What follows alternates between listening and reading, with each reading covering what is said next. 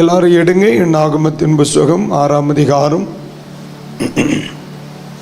அதனுடைய 24 முதல் 27 வரையிலான வசனங்களை இணைந்து நாம் வாசிக்க போகிறோம். 24 முதல் 27 என்னாகமத்தின் புஸ்தகம் 6ஆம் அதிகாரம் 24 முதல் 27 வரை வாசிங்க. கர்த்தர் உங்களை ஆசீர்வதித்து உங்களை காக்க கடவை. கர்த்தர் தம்முடைய முகத்தை உங்கள் மேல் பிரகாசிக்க பண்ணி உங்கள் மேல் கிருபையாய் இருக்க கடவை. கர்த்தர் தம்முடைய முகத்தை உன்மேல் பிரசன்னமாக்கி உமக்கு சமாதானம் கட்டளையிட கடவை என்பதே. இவ்விதமாய் அவர்கள் என் நாமத்தை இஸ்ரவேல் புத்திரர் மேல் கூறக்கடவர்கள். அப்பொழுது நான் அவர்களை ஆசீர்வதிப்பேன் என்று சொல் என்றார். கைகளை உயர்த்தி அல்லேலூயா. 26வது வசனம் மிக தெளிவாய் சொல்லுகிறது, உமக்கு சமாதானம் கட்டளையிட கடவர் என்பதே. இந்த வார்த்தை என்ன சொல்லுகிறது? உங்களுக்கு சமாதானம் உண்டாவதாக. என்ன சொல்லப்பட்டிருக்கிறது? உங்களுக்கு சமாதானம் உண்டாவதாக. கடந்த இரவில் சமாதானத்தை குறித்து அநேக காரியங்களை கற்றுக்கொள்ளும்படி பரிசுத்த ஆவியானவர் நமக்கு உதவி செய்தார். ஒரு தேவனுடைய பிள்ளை சமாதானத்தை எப்படி கையாள வேண்டும், சமாதானத்தோடு கூட என்னுடைய அணுகுமுறை என்ன, ஒரு தேவனுடைய பிள்ளை சமாதானத்தை எப்படி ஹேண்டில் பண்ணணும் அப்படின்னு கடந்த இரவில் நம்ம படித்த ஒன்று. அதை சந்தோஷமாக மகிழ்ச்சியாக எண்ணுங்கள். 2, அதை தினம்பிரதி தேடுங்கள் அப்படின்னு கர்த்தர் சொன்னார். 3, தேவ சமாதானத்தை விரும்புங்கள் என்று சொன்னார். 4, தேவ சமாதானத்திற்காக வேண்டிக் கொள்ளுங்கள் என்று சொன்னார். சமாதானத்தை அறிக்கையிடுங்கள் என்று சொன்னார். நான் இப்போ சொன்னது உங்களுக்கு கேட்ட ஞாபகம் இருக்கிறதா? சரி, அப்போ ஒரு அல்லேலூயா சொல்லுங்க. இதை நான் உங்கள்கிட்ட கேட்டிருக்கணும். நேற்றுக்கு உங்கள்கிட்ட தெரியாமல் உங்களுக்கு இங்கிலீஷ் கேட்டேன், ஒரு வார்த்தை கேட்டேன். அதுலேருந்து ஒரு முடிவு எடுத்துட்டேன். நான் இனி உங்கள்கிட்ட இந்த நாளைக்கு ராத்திரி வரைக்கும் எதுவுமே கேட்கக்கூடாது. தாகமாக இருந்தால் கூட தண்ணி கேட்கக்கூடாது அப்படின்னு நான் முடிவு எடுத்திருக்கேன். ஏன்னா நீங்கள் எல்லாம் ஒரு மாதிரி முறைச்சி பார்க்குறீங்க. கர்த்தர் உங்கள் மேல் கிருபையாக இருப்பார். அது தெரிஞ்சு பார்க்குறீங்களா, தெரியாததுனால பார்க்குறீங்களா, அல்ல மனப்பூர்வமாக பார்க்குறீங்களா, அல்லது பகையோடு பார்க்குறீங்களான்னு எனக்கு தெரியல. அதனால் கர்த்தர் நமக்கு தந்த சமாதானத்திற்கு கேடு வராது இருக்கும்படி உங்களிடத்தில் நான் இனி கேட்பதில்லை. கடந்த இரவில் நம்ம கவனமாக படித்தோம். ஒரு தேவனுடைய பிள்ளை சமாதானத்தை இப்படியெல்லாம் ஹேண்டில் பண்ணணும். கடைசியாக நாம் பேசி முடித்தோம், சமாதானத்தை அறிக்கையிடுகிறவர்களாக இருக்கணும். நம்ம சாதாரணமாய் பேசும் பொழுது சமாதானத்தை அறிக்கையிடணும். ஆண்டவர் இயேசு 70 பேரை தேசத்திலே அனுப்பினார். தேசத்திலே அவர்களை அனுப்பிய பொழுது இயேசு சொல்லிவிட்டார், நீங்கள் ஒரு வீட்டுக்கு பிரவேசிக்கும் பொழுது அந்த வீட்டுக்கு சமாதானம் என்று சொல்லுங்கள் என்று சொன்னார். நீங்கள் ஒரு வீட்டுக்கு போனீங்கன்னா அவர்களை பார்த்து சொல்லணும், உங்களுக்கு சமாதானம் உண்டாவதாக அப்படி சொல்லணும். அதற்கு பாத்திரவான் அங்கு இருந்தால் அது அங்கு பலிக்கும் அப்படின்னு இருக்கு. அப்போ ஜீவனும் மரணமே எங்கே இருக்கிறது? நாவின் அதிகாரத்தில். ஒரு மனிதனை பார்த்து உங்களுக்கு சமாதானம் உண்டாவதாக அப்படி சொல்ல ஒரு வாய்ப்பு கிடைக்குமானால் அதை சொல்லாமல் இருந்துவிடக்கூடாது. நான் மறுபடியும் சொல்லுகிறேன், நாம் சமாதானத்தை அறிக்கையிடுகிறவர்களாக இருக்கவே. அல்லேலூயா. ஆண்டவர் இயேசு கிறிஸ்து இதை பிராக்டிஸ் பண்ண. ஆண்டவர் இயேசு சில முறைகளில், சில இடங்களில், சில நேரங்களில் தம்முடைய சீஷர்களை அவர் சந்திக்க வந்தார். அதை நீங்கள் அதிகமாக அவருடைய உயிர்த்தெழுதலுக்கு பிறகு பார்க்க முடியும். அறை வீடு பூட்டப்பட்டு இருக்கிறது. சீஷர்கள் நடுங்கி பயந்து கொண்டிருக்கிறார். ஆனால் இயேசு உங்களை வரும்பொழுது வந்து பயப்படாதிருங்கள், உங்களுக்கு சமாதானம் என்று சொல்லுங்கள். அப்போ ஆண்டவர் இயேசு அதை பிராக்டிஸ் பண்ண. ஆண்டவர் இயேசு பிராக்டிஸ் பண்ணிட்டு நமக்கு சொன்னார், அதை நீங்கள் நடைமுறைப்படுத்துங்கள் அப்படின்னு சொன்னார். ஒரு அல்லேலூயா, அல்லேலூயா. ஒரு ஸ்திரீ ஒரு நாள் இயேசுவினுடைய ஊழியத்திலே நன்மை அடைவதற்கு வருகிறான். திரளான ஜனங்கள் ஒன்றுக்கொன்று முட்டி மோதிக்கிட்டு இருக்கிறான். அப்போ திடீர்னு சொல்லி ஒரு பெண்மணி 12 ஆண்டுகள் தன்னுடைய சரீரத்திலே பெரும் பாடுகளோடு அந்த அம்மா வாழ்கிறாங்க. அவங்க மனசுல ஒரு முடிவு எடுக்கிறாங்க. இயேசு கிறிஸ்துவின் வஸ்திரத்தின் தொங்கலை ஆகிலும் நான் தொடுவேன், எனக்கு விடுதலை கிடைக்கும் அப்படின்னு சொல்லி ஒரு முடிவெடுத்து கூட்டத்தில் வந்து இயேசுவை தொடராக சுகம் கிடைக்குது. அந்த அம்மா யாருக்குமே தெரியாது கிளம்பிடலான்னு சொல்லி போனப்ப இயேசு அப்படியே அவங்கள கூப்பிட்டு நிற்க வச்சு ஆமை தோத்திரம் அங்கே அற்புதங்களை குறித்து விரிவுரையாய் பேசுகிறார். அதுக்கு பிறகு அவங்கள வழி அனுப்பும் பொழுது நீங்கள் பார்த்துருக்கீங்களா, நீ சமாதானத்தோடு போ அப்படின்னு சொல்லி அனுப்பு. இப்போ இயேசு ப்ராக்டிஸ் பண்ணார். மனிதர்களை சாதாரணமாக பார்க்கும் பொழுது உங்களுக்கு சமாதானம் உண்டாவதாக அப்படி சொன்னார். ஒரு வீட்டுக்கு போன உடனே அங்கே சமாதானம் உண்டாவதாக அப்படி சொன்னார். ஒருவர் தன்னை விட்டு வெளியே போகும் பொழுது சமாதானம் உண்டாவதாக அப்படி சொன்னார். அப்படியானால் தேவனுடைய பிள்ளைகளின் வாய் சமாதானத்தை அறிக்கையிடுகிறதாக இருக்கணும். அல்லேலூயா. அப்போ நீங்கள் கேட்கலாம், பாஸ்டர் இயேசு என்ன சொல்லி இருக்கிறார்? பாத்திரவானுக்கு சொல்லணுமா இல்லையா? இப்போ நமக்கு பாத்திரவான் யாரு அபாத்திரவான் யாருன்னு கண்டுபிடிக்க முடியாது. நம்ம என்ன ஸ்கேன் மிஷின் கொண்டா போகிறோம்? ஒருவனை பார்த்து ஆசீர்வதிக்கிறதுக்கு முன்னாடி அவனை கூப்பிட்டு எக்ஸ்ரே எடுத்து இவன் பாத்திரவான் இவன் பாத்திரவான் இல்லைன்னு சொல்ல முடியாது. நம்ம என்ன செய்தோம்னா, யாரை கண்டாலும் சரி, நச்சலியை பார்த்தாலும் சரி, கடுவாயை பார்த்தாலும் சரி, உனக்கு சமாதானம் உண்டாவதாகன்னு சொல்லிடணும். ஒருவேளை இயேசு என்ன சொல்லி கொடுத்தார்? அவனதற்கு பாத்திரவானாக இருந்தால் அது அங்கே நிற்கும், இல்லைன்னு சொன்னால் நம்ம கூட வந்துடும். அப்படியாவது நம்ம நல்லா இருப்போம்டா. வஞ்சகம் பிடிச்சது இருக்கிறது பார், உலகே விழுங்கின போல். இப்போ நான் தம்பி ஸ்டான்லியை நான் ப்ளஸ் பண்ணுறேன். மக்களை கர்த்தர் ஒன்று ஆசீர்வதிப்பா. பாத்திரவானா இருந்தால் அதை நின்றுட்டு போட்டு என் பிள்ளை நல்லா இருக்கட்டுமே. ஒருவேளை அவர் பாத்திரவானா இல்லைன்னா அது வார்த்தையாக வராது, அது ஆசீர்வாதமாக தான் திரும்பி வரும். அப்படியாகிலும் நம்ம நல்லா இருப்போம். அதனால தான் நான் எல்லா போகிற சபையும் இந்த சபை வளருவதாக, இந்த சபை கட்டப்படுவதாக, இந்த சபையில் ஆத்துமாக்கள் உண்டாவதாகன்னு வாரி வழங்குவேன். ஒருவேளை நீ பிடிக்கலைன்னா அது எனக்காவது வரட்டும்டா. நான் சொல்லது உங்களுக்கு புரியுதா இல்லையா? ஆமாம், இருந்தால் எடுத்துக்கோ. உனக்கு சூடு சொரணை உண்டுன்னா நீ எடுத்துக்கோ, உனக்கு வாஞ்ச உண்டுன்னா நீ எடுத்துக்கோ, இல்லைன்னா விட்டுரு. நானாவது நல்லா இருந்துட்டு போகிறேன். அல்லேலூயா. அதுதான், அவன் நல்லவனா கெட்டவனா அதெல்லாம் மேட்ரு கிடையாது. தேவனனை அழைக்கும் பொழுது ஆசீர்வதிக்கும்படி தான் அழைத்தார், சபிக்கும்படி கர்த்தரனை அழைக்கலை. அவர்களை ஆசீர்வதிக்க வேண்டியது என்னுடைய கடமை, அவர்களுக்கு சமாதானம் கூற வேண்டியது கடமை. அதுக்கு பாத்திரவான் இருந்தால் அவன் நல்லா இருந்துட்டு போகிறான், இல்லைன்னா நான் நல்லா இருந்துட்டு போகிறேன். உன்னை ஆசீர்வதிக்கிறவர்களை நான் என்ன செய்வேன்? ஆசீர்வதிப்பேன்னு சொன்னேன். நம்மளாவது நல்லா இருப்போம். பக்கத்தில் இருக்கிறவங்கள பார்த்து உங்களுக்கு சமாதானம் உண்டாவதாகன்னு சொல்லுங்க. உண்டாவதாக சொல்லிட்டீங்களா? எப்படி சொல்ல? ஸ்ட்ராங்காக சொன்னீங்களா இல்லையா? எப்படி? ஒருவேளை கிடைச்சா கிடைக்கட்டு, இல்லைன்னா நமக்காவது கிடைக்கட்டு. அதனால் எப்போ நீங்கள் ஆசீர்வாதம் சொன்னாலும் ஸ்ட்ராங்காக சொல்லிடணும். ஆமாம், நல்ல ஸ்ட்ராங்காக சொல்லணும். கையை கொடுங்க சொல்கிறேன், ஒருத்தருக்கு ஒருத்தர் கை கொடுத்து சேக்கன் கொடுங்க, சேக்கன் கொடுங்க. God bless you, God bless you, God bless you. இப்போ பாருங்கள், சில ஆட்கள் லைட்டாக தடவுவான், பார்த்துருக்கீங்களா? தடவுவான். அப்படி இருக்கக்கூடாது. இப்போ நான் அதனால தான் இதை சொல்லதுக்கு முன்னால் கை கொடுக்க சொன்னேன். சிலது பிடிச்சதே தெரியாது தெரியுமா? இந்த மாதிரிப்பட்ட ஆட்களெல்லாம் நீங்கள் ரொம்ப கவனமாக பழகணும். கை கொடுக்கும் பொழுது இறுக கொடுக்கிறவர்கள்ட்ட தான் நீங்கள் நல்ல நம்பிக்கை உடையவர்களாக இருக்கணும். கை கொடுக்கும் பொழுது ரொம்ப சிம்பிளாக ஒருத்தன் கை கொடுக்குறான்னா அவன்கிட்ட ரொம்ப வச்சிருக்கக்கூடாது, அவர்களை ரொம்ப என்ன செய்யக்கூடாது? வச்சிருக்கக்கூடாது. சரி, கைகளை உயர்த்தி ஒரு அல்லேலூயா சொல்லுங்க, சத்தமாக சொல்லுங்க, அல்லேலூயா, அல்லேலூயா. இப்போ உங்களுக்கு பக்கத்தில் பார்த்து சொல்லுங்க, உங்களுக்கு சமாதானம் உண்டாவதாக. இப்போ கொஞ்சம் இறுக பிடிச்சிருப்பாங்களே. ஆமாம், ரொம்ப வருஷங்களுக்கு முன்னால் எனக்கு மறக்கவே முடியும்.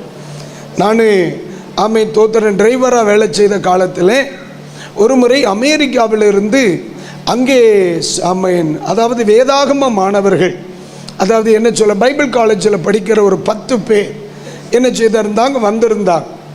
அவர்களை அழைத்து வருவதற்கு நானும் என்ன செய்தேன், என்னுடைய வாகனமும் அவர்களை அழைத்து வருவதற்காக ஏர்போர்ட்டுக்கு போச்சு. நம்ம எல்லாம் சாதாரணமாக கை கொடுக்கறதில்ல, நோகாமல் நொங்கெடுக்கிற ஆட்கள். லைட்டாக தடவும் இப்படி. ஆமாம், கை கொடுக்கறதுன்னு தெரியாது, எடுக்கிறதுன்னு தெரியாது. அப்போ நம்ம கேஷுவலாக என்ன செய்து அங்கே போயாச்சு. அங்கே போனால் வேதாகம பள்ளி மாணவர்கள் அங்கே மிஷனரிகளாக இங்கே 1 மாத ஊழியம் செய்கிறதுக்கு அப்போ வந்திருக்காங்க. எல்லாருக்கும் வாழ்த்துக்களை சொல்ல எங்கள்கிட்ட சொல்லி அனுப்புனாங்க. வந்த உடனே எல்லாருக்கும் கை கொடுங்கப்பா, கை கொடுத்து வெல்கம் சொல்லுங்கள். அதுக்கு மேலே நமக்கு ஒன்றும் சொல்ல தெரியாது, ஆனால் வெல்கம்னு சொல்ல தெரியும். ஆமீன், காட் பிளஸ் யூ சொல்லலாம், பிரைஸ் தி லார்ட் சொல்லுங்கள், அல்லது வெல்கம் டு இந்தியா அப்படி நம்ம சொல்லலாம். இல்லைன்னா வெல்கம் டு கன்னியாகுமரி அப்படி ஏதாவது சொல்லலாம். ஓரளவுக்கு தப்பி நிற்கலாம்னு வைங்க. நான் எல்லாருக்கும் கை கொடுத்தேன், எல்லாரும் ஓரளவுக்கு கொடுத்தாங்க. ஆனால் கடைசியாக ஒரு தங்கச்சி, அவளுக்கு அப்போ ஒரு 18 வயசு என்ன தான் இருக்கும். அந்த தங்கச்சி அது என்னை விட ரொம்ப இந்த கோலியாத்தை உருவத்தில் பார்த்த மாதிரியே இருந்து.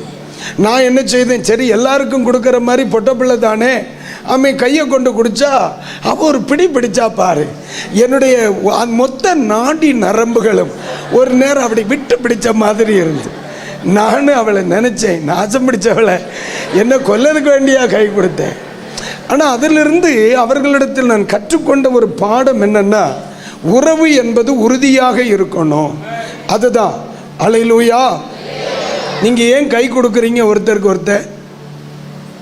ஏன் கை கொடுக்குறீங்க நீங்கள்?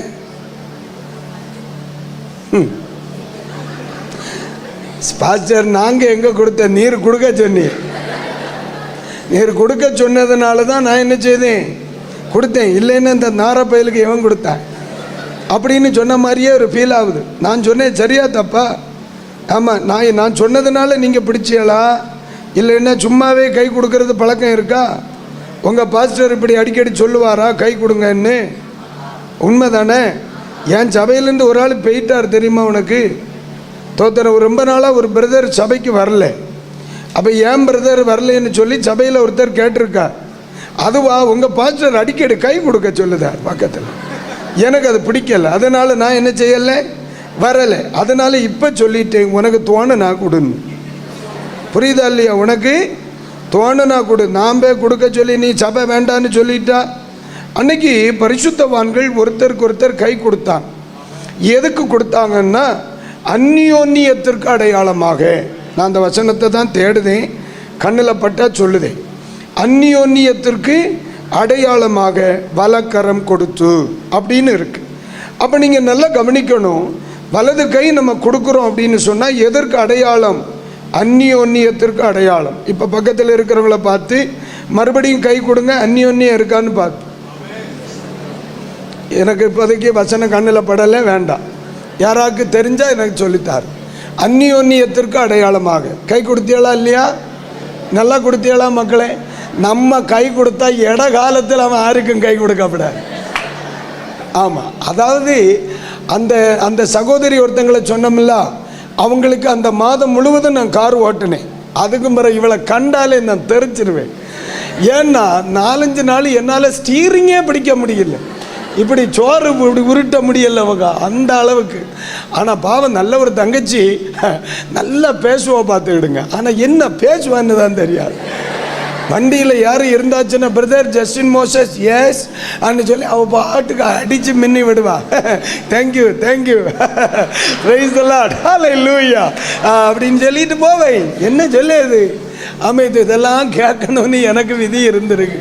சரி விடு, சரி கைகளை உயர்த்தி ஒரு அல்லேலூயா. சரி, இப்போது நம்ம அதனால் சமாதானத்தை ஒருத்தருக்கு ஒருத்தர் என்ன செய்யணும்? அறிக்கையிடணும். அறிக்கையிடன் நம்ம பேசணும் சமாதானத்தை குறித்து. இயேசு அதை செய்தார். இயேசு சிலுவையில் நின்று கொண்டு அதைத்தான் செய்தார். இயேசு ஒருவரை ஒருவர் பார்க்கும் பொழுது அதை செய்தார். அல்லாத பட்சத்தில் ரட்சிக்கப்பட்ட ஒரு தேவ பிள்ளையினிடத்திலிருந்து, இயேசுவை ஏற்றுக்கொண்ட தேவ பிள்ளையினிடத்திலிருந்து தரமற்ற, தகுதி இல்லாத, சாபத்திற்கு ஏதுவான ஒரு வார்த்தையும் வரக்கூடாது. ஏன் அப்படின்னு சொன்னால், நான் பாஸ்டர் ஸ்டான்லியை நீ நல்லாவே இருக்க மாட்டேன் அப்படின்னு நான் சொல்லிட்டேன். ஏதோ தவறான ஒரு புரிந்து கொள்ளுதலினால் சொல்லிட்டேன். அந்த வார்த்தைக்கு அவர் தகுதியானவர் அல்லைன்னா அது அங்கே இருக்காது, அதுவும் என்னை பின்தொடரும், அது என்கிட்ட வந்துடும். இன்னைக்கெல்லாம் நாளைக்கு அந்த வார்த்தை என் வீட்டில் வேலை செய்யாமல் இருக்காது. நிறைய பேர் நம்ம நினைக்கிற யாரோ என்னோ செய்து விட்டாங்க பாஸ்டர், போன வாரத்தில் வாழை நல்லா தான் இருந்து இந்த வாரத்தில் பார்த்தா 2 இலை ஒடிஞ்சு கிடக்கு, யாரோ மந்திரவாதம் பண்ணியிருப்பாங்களோ அப்படின்னு சிலர்லாம் பக்கத்து வீட்டுக்காரங்களையே சந்தேகப்படுவோம். ஒன்று நீங்கள் கவனிச்சுக்கிடணும், அநேகருடைய வாழ்க்கை சாபத்திற்குட்படுவதற்கு காரணம் இவர்கள் மூலமாய் மற்றவர்களை சபிக்கும்படி தன் வாயை திறப்பதே. புரியுதா? நீங்கள் சொல்லுகிற வார்த்தை அவர்கள் தகுதியானவர்கள் அல்ல என்றால், அவர்கள் அந்த சாபத்திற்கும் தீமைக்கும் தகுதியானவர்கள் அல்ல என்றால், அந்த சாபம் திரும்பி உங்கள்கிட்ட வரும், அந்த சாபம் திரும்பி உங்கள் பிள்ளைகிட்ட வரும். என்னை கேட்கிற ஒருவர்கள் உங்களுக்கு சொல்கிறேன், ரொம்ப வருஷங்களுக்கு முன்னாடி நடந்த ஒரு சம்பவம். ஒரு அருமையான 2 குடும்பம் ரட்சிக்கப்படாத குடும்பம். நான் குடியிருந்த வீட்டுக்கு பக்கத்து தெரு தான், இங்கே இருந்து பார்த்தா அது தெரியுது. இந்த 2 வீட்டுக்கும் அடிக்கடி சண்டை நடக்கும், அது இயல்பு தான். இங்கேருந்து அவளை பார்த்தா அவள் உடனே துப்புவா. அவங்க 2 பேருக்கு ஏகப்பட்ட எச்சில் ஊறும். அவங்க 2 பேரையும் கர்த்தர் வாயில் ஊற்றுக்கண்ணை திறந்து வைத்திருந்தார். அதனால் எவனை பார்த்தாலும் இவன் துப்புவான், இவனை பார்த்தா அவன் துப்புவான். 2 பேருக்கு அது ஒரு உண்மையில அவங்க வீட்டு பக்கத்தில் நிறைய புல்லாக வளர்ந்து கிடக்கும். இவைய துப்பு அதை அந்த கால்சியத்தில் சம்பவம் வளருதாக்கும். ஆனால் ஒரு நாள் ஒரு சாயந்தர நேரத்தில் பயங்கர சண்டை. எனக்கு இன்னைக்கும் நான் மறக்கலை மக்களே, இன்னும் நடந்தது போல இருக்கு. அப்போது பக்கத்தில் ஒரு கல்லுக்கு மேலே ஏறி நின்றுட்டு இவ சொன்னா, உனக்கம் அந்த பிள்ளைகளுடைய அந்த குடும்பத்தில் ஒரு பையன் வெளிநாட்டில் இருந்தா, உனக்கமோன பெட்டியில் வச்சு கொண்டு வாரதை நான் பார்ப்பேன், நான் பார்க்கத்தானே இருக்கேன்னு நெஞ்சில் அடித்தா. அப்போ பக்கத்தில் இருந்த எல்லாரும் சொன்னாங்க, இது அவ சொல்லண்டாமா இருந்து. இவங்க சாதாரணமாக 2 பேரும் சண்டை போடுவாங்க மக்களே, அதை யாரும் கண்டுக்கிறது இல்லை. ஏன்னா தோத்திரம் பட்டின்னா குலைக்கத்தான் செய்யும், நரின்னா கூவத்தான் செய்யும். இந்த 2 அதுபோல் ஒரு இனங்களாக்கும். இதுகிட்ட நம்ம யாராவது போய் தோத்திரம் நியாயம் விசாரிக்க போனோன்னு வைங்க, ஆயிருந்தவனை செமந்தவன் ஆறுவான். அதனால நம்ம என்ன செய்யப்படாது, தொட போகப்படாது. என் தமிழ் உங்களுக்கு புரியுது இல்லையா மக்களே? மனுஷலாவணும், கைகளை உயர்த்திவர் அல்லேலூயா. எல்லாம் பேக்க வேலை இல்லை, சிலதெல்லாம் வாகொழுப்பு கொண்டு நாறுவதாக்கும். மக்களை ஒரு அல்லேலியா செல்வாப்போ, நாளையும் கூட வருவேன். அப்போ நல்லா கவனிக்கணும். இவ எழும்பி நின்று மார் தட்டி கொண்டு அவளை சாபம் போட்டா. சாபம் போட்டதும் சும்மா கிடையாது, கொஞ்சம் மண்ணை வாரி எரிஞ்சு சாபம் போட்டுட்டா. அப்போ பக்கத்தில் எல்லாருமே சொன்ன ஒரு வார்த்தை, இவள் இதை சொல்ல வேண்டாமா இருந்து. என்ன, நானும் அந்த காலத்தில் நம்ம எல்லாம் கையில் தொட கொள்ளாத சனாதனங்க. அப்போது நமக்கே தோணுச்சு, இதை இவ சொல்லண்டாமா இருந்து. ஏன்னா அந்த பையன் குட்டை மண்ணு சுமந்து மண்ணு வெட்டி வேலைக்கு போய் அந்த பிள்ளை படித்து அப்போந்தான் வெளிநாட்டுக்கு போயிருக்கான். உங்களுக்குள்ள 1000 பிரச்சனை இருக்கலாம், ஆனால் வெளிநாட்டில் இருக்கிற அந்த பிள்ளைக்கு தெரியுமா நீங்கள் சண்டை போட்டது? நீங்கள் 2 பேரும் மாறி மாறி வருத்தம் பகிர்ந்து கொண்டது யாருக்கும் தெரியாதில்லம்மா. அந்த பிள்ளையை நீ ஏன் பேசணும்? ஆனால் ஒன்று சொல்லுகிறேன், 3 ஆண்டு முடிவதற்குள்ள இவளுடைய 2 மக்களும் யாமை தற்கொலை செய்து செத்து பார்த்துக்க. அந்த பையன் இன்னைக்கும் உயிரோடு இருக்கான். இவளுக்கு ஒரு மகள் உண்டு, அவ கல்யாணம் பண்ணி கொடுத்து ஒரு சில மாதங்களில் சூசைட் பண்ணி இறந்தா. பையனுக்கு ஒரு கல்யாணம் பண்ணி வச்சா, அவங்க 2 பேருக்கும் சண்டை. அவன் நடு வீட்டுக்குள்ளே தூங்கி செத்தான். இவ சொல்லுகிற அதே வார்த்தை அவ வீட்டில் தான் நடந்து. அப்போ இதிலிருந்து நமக்கு ஒன்று சொல்லுது, நீங்களும் நானும் அறிக்கையிட வேண்டியது ஆசீர்வாதத்தை. அதுதான் பைபிள் சொல்லுது. ஆமென், ஸ்தோத்திரம். ஆசீர்வதிக்க வேண்டுமே அன்றி சபியாதருங்கள். அல்லேலூயா, சத்தம் அல்லேலூயா. ஒரு வீட்டுக்கு சமாதானம் இதனாலேயும் வரும், ஒரு வீட்டுக்கு சமாதானம் இதனாலேயும் வரும், ஒரு வீட்டுக்கு சந்தோஷம் இதனாலேயும் வரும், ஒரு வீட்டுக்கு ஆசீர்வாதம் இதனாலேயும் வரும். அதனால தான் பைபிள் அழகாக சொல்லுது, தேவ ஜனங்கள் சமாதானத்தை அறிக்கையிட வேண்டும். அல்லேலூயா. இப்போ நேரம் 8:15 ஆச்சு. இனி 1 மணி நேரம் அடுத்த தலைப்பு. இன்றைய செய்திக்காக நம்ம போவோம். யாமை சமாதானம் வெளிப்பட வேண்டிய இடங்கள். சமாதானம் வெளிப்பட வேண்டிய இடங்கள். மக்களை எழுதுறீங்களா? Very good. பைபிள் கையில் இருக்குதா? நான் பிரசங்கமே தொடங்கலையே போய் நீர் எழுத தொடங்குறீர். நீர் கம்பராமாயணம் என்னும் எழுதுகிறீரோ? சரி, எல்லாரும் கவனிக்கணும். இன்றைக்கி நம்ம எங்கெல்லாம் சமாதானத்தை நம்ம இந்த இடத்துல எல்லாம் வேணும். என் வீட்டுக்குள்ளே இந்த இடத்துல சமாதானம் வேணும். என் வாழ்க்கையில் இந்தந்த இடத்துல சமாதானம் வேணும். என் சபையில் இந்தந்த இடத்துல சமாதானம் வேணும் அப்படின்னு சொல்லி நம்ம சிந்திக்க போகிறோம். ஏன் அப்படின்னா, இந்த நாட்கள் முதல் உங்கள் வாழ்க்கையில் தேவன் ஒரு பெரிய மாற்றத்தை வைத்திருக்கிறார். இயேசுவின் நாமத்தில் அப்படி ஆவதாக. ஆமீன் சொல்லலாம்ல? உங்களுக்கு தேவன் ஒரு மாற்றத்தை எதிர்பார்க்கிறார். ஏன் அப்படின்னு சொன்னால், இந்த பகுதியை ஆண்டவர் உங்களோடு பகுத்து போதிக்க சொன்னார், தெளிவாக போதிக்க சொன்னார். ஏனென்றால் அநேக குடும்பங்கள் தங்கள் வாழ்க்கையில் சமாதானத்தை இழந்து நிற்குது. அது மாத்திரம் அல்ல, சில குடும்பங்களில் சமாதானம்னா என்னன்னு தெரியலை. ஏன்னா வாழ்க்கைப்பட்ட அன்னையிலிருந்து யுத்தக்களமாக இருக்குது வாழ்க்கை.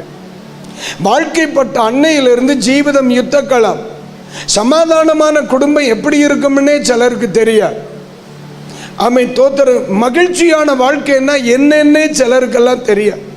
சில நேரங்களில் தூரத்திலே சிலருடைய வாழ்க்கையை பார்த்து, சிலர் பேசுகிறத பார்த்து, சிரிக்கிறத பார்த்து, பழகிறத பார்த்து நமக்கு தோணும், இப்படியும் குடும்ப ஜீவிதம் இருக்கும் போல இல்லையா, இப்படியும் கீழ்ப்படுகிற பிள்ளைகள் இருப்பாங்க இல்லையா, இப்படியும் மகிழ்ச்சியான குடும்பங்கள் இருக்கும் இல்லையா. அதனால இன்றைக்கு இந்த வசனத்தை கேட்கிற எல்லாரும் அதை குறித்த ஒரு தாகம் இருக்க வேணும், அதை குறித்த ஒரு ஏக்கம் இருக்க வேணும். இந்த வசனத்தை பிரசங்கிக்கும் பொழுது நம்ம எல்லாருக்கும் ஒரு ஆசை, ஒரு எதிர்பார்ப்பு, எங்கள் வீடுகளில் இது 100% வேணும் ஆண்டவரே.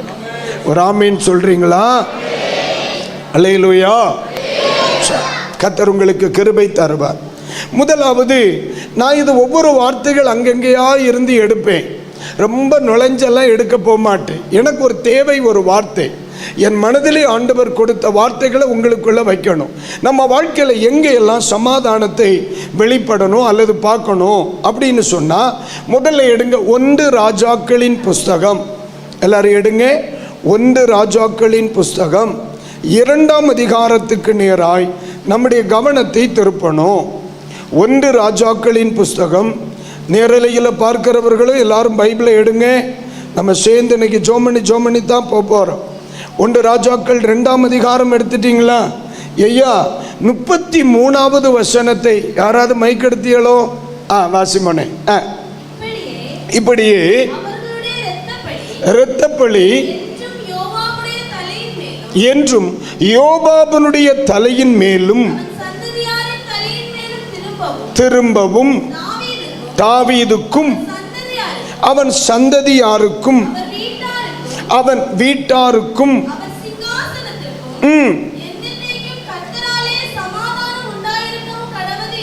கைகளை உயர்த்தி ஒரு அல்லேலூயா சொல்லுங்க.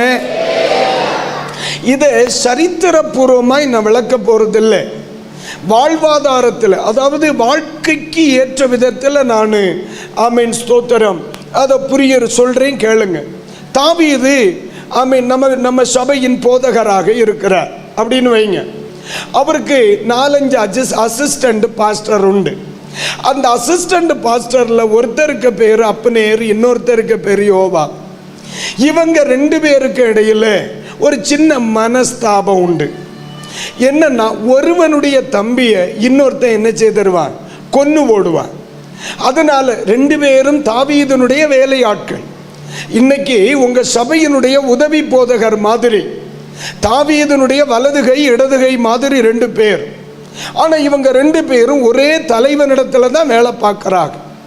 ஆனால் இவங்க 2 பேருக்குள்ள என்ன இருந்துச்சு, பகை இருந்துச்சு. என்ன சொல்கிறா, என்ன இருந்தாலும் என் தம்பியை நீ கொன்னுட்டேல்ல, நம்ம சேர்ந்து தானே ஒரு இடத்துல வேலை செய்தோம், என் தம்பியை நீ கொண்டிருக்கப்படாதல்ல என்று தன்னுடைய இருதயத்திற்குள்ளே ஒரு பகையை வளர்த்துக்கிட்டே இருக்கிறான். இதில் ஒருத்தன் ஒரு குறிப்பிட்ட நாளில் இதில் ஒருத்தன் என்ன பண்ணுறான், உன்னை ராஜா வர சொன்னார்னு சொல்லி வர சொல்லி ஆமென் தோத்திரம் அவனை பழி தீர்த்து விட்டான்.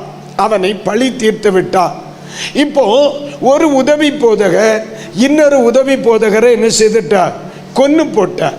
அதுவும் கொன்னு போட்டது எங்க வச்சுன்னு நினைக்கிறீங்க? தேவ சமூகத்திற்கு அடுத்த இடத்துல வச்சுதான் இது நடக்குது.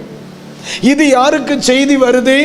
தலைவனாகிய அல்லது போதகராக லீடர்ஷிப்பில் இருக்கிற அந்த தாவீதுக்கு இந்த செய்தி வருது.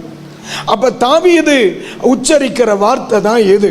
ஐயா, இந்த கொலைபாதத்துக்கு எனக்கு என்ன இல்லை, சம்பந்தம் இல்லை, இதை குறித்து எனக்கு தெரியாது. அவன் இறந்ததற்குரிய இரத்தப்பழி யார் மேலே இருக்கணும்?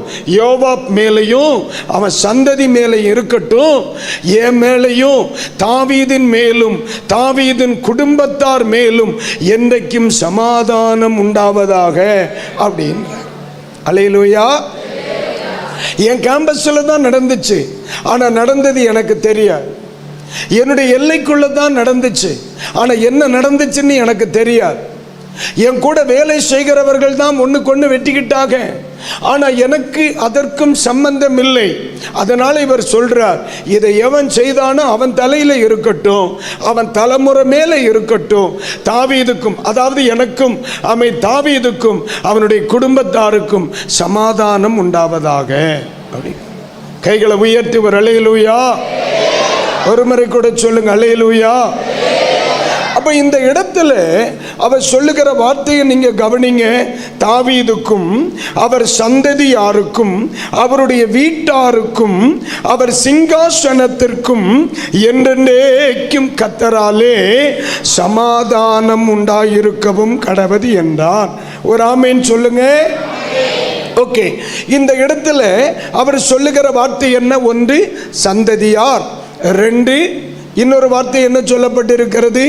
வீட்டாருக்கும். வீட்டாருக்கும். மூன்று அவருடைய சிங்காசனத்திற்கும். நான் இந்த இடத்துல எடுக்கிற ஒரு வேர்டு என்ன தெரியுமா? வீட்டாருக்கும் சமாதானம் உண்டாவதாக. ஒரு அல்லேலூயா. வீட்டார் சொல்லுங்க அந்த வார்த்தை. இந்த வீட்டார் அப்படின்னு சொன்னா ஆங்கிலத்தில் இதற்கு ஃபேமிலி, என்னுடைய உறவுகளுக்குள்ளே சமாதானம் உண்டாவதாக. என் பிள்ளைகளுக்குள்ளே சமாதானம் உண்டாகணும். என் உறவுகள், என் உறவுகள், என்னுடைய ரிலேஷன்ஸ், என்னுடைய உறவுகள். உறவுகள் என்ன? யாரை சொல்லுவீங்க?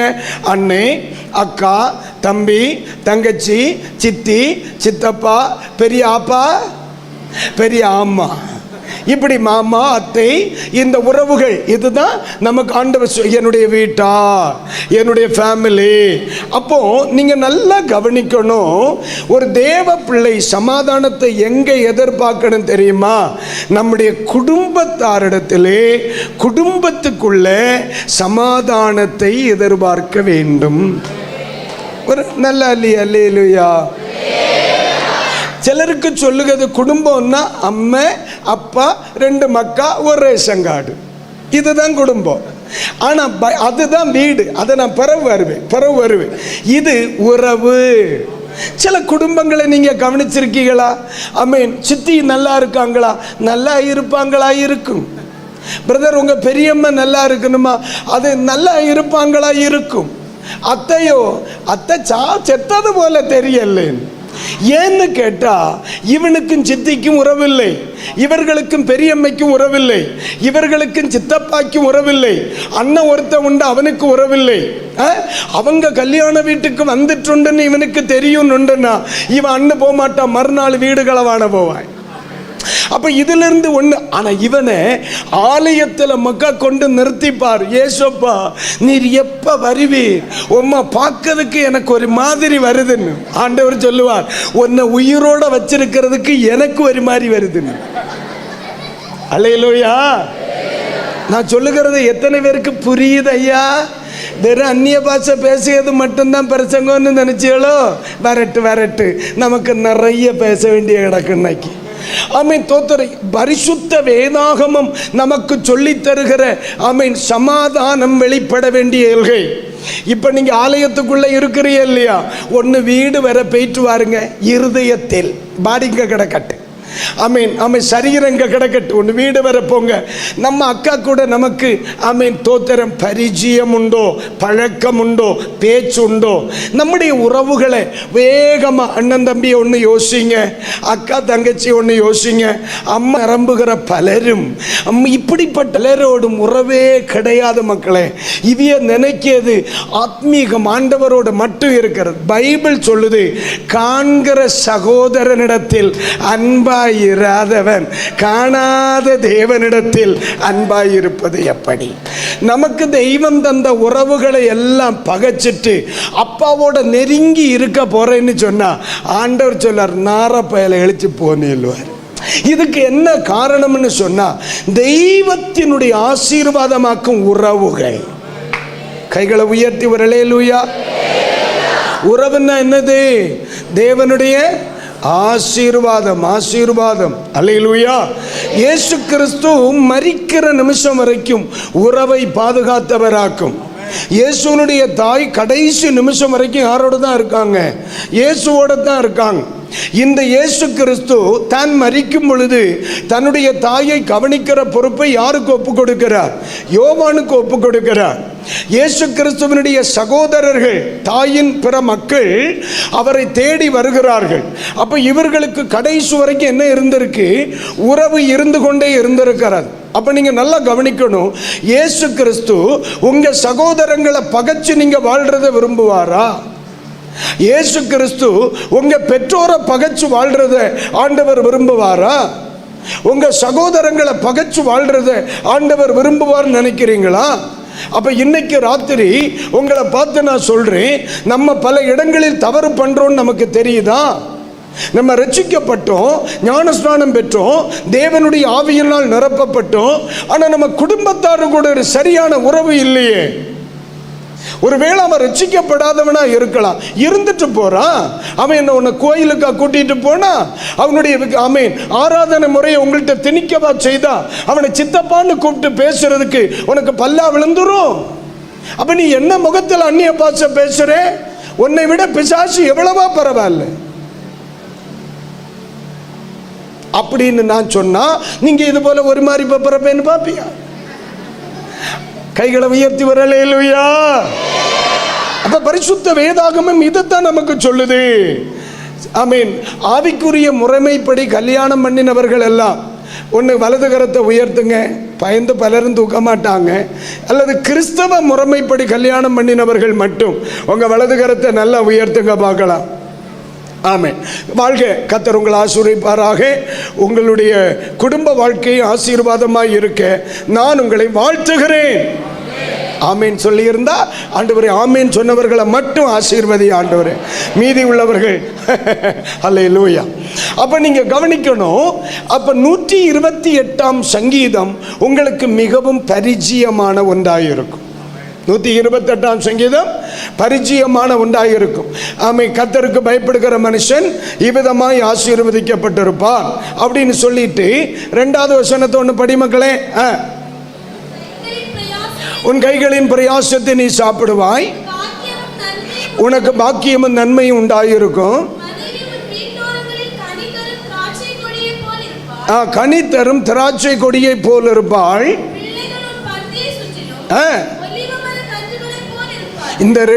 இந்த ஒத்த வாக்கியம் நம்ம ஒரு வாரம் பிரசங்கம் பண்ண வேண்டிய காரியமாகும்.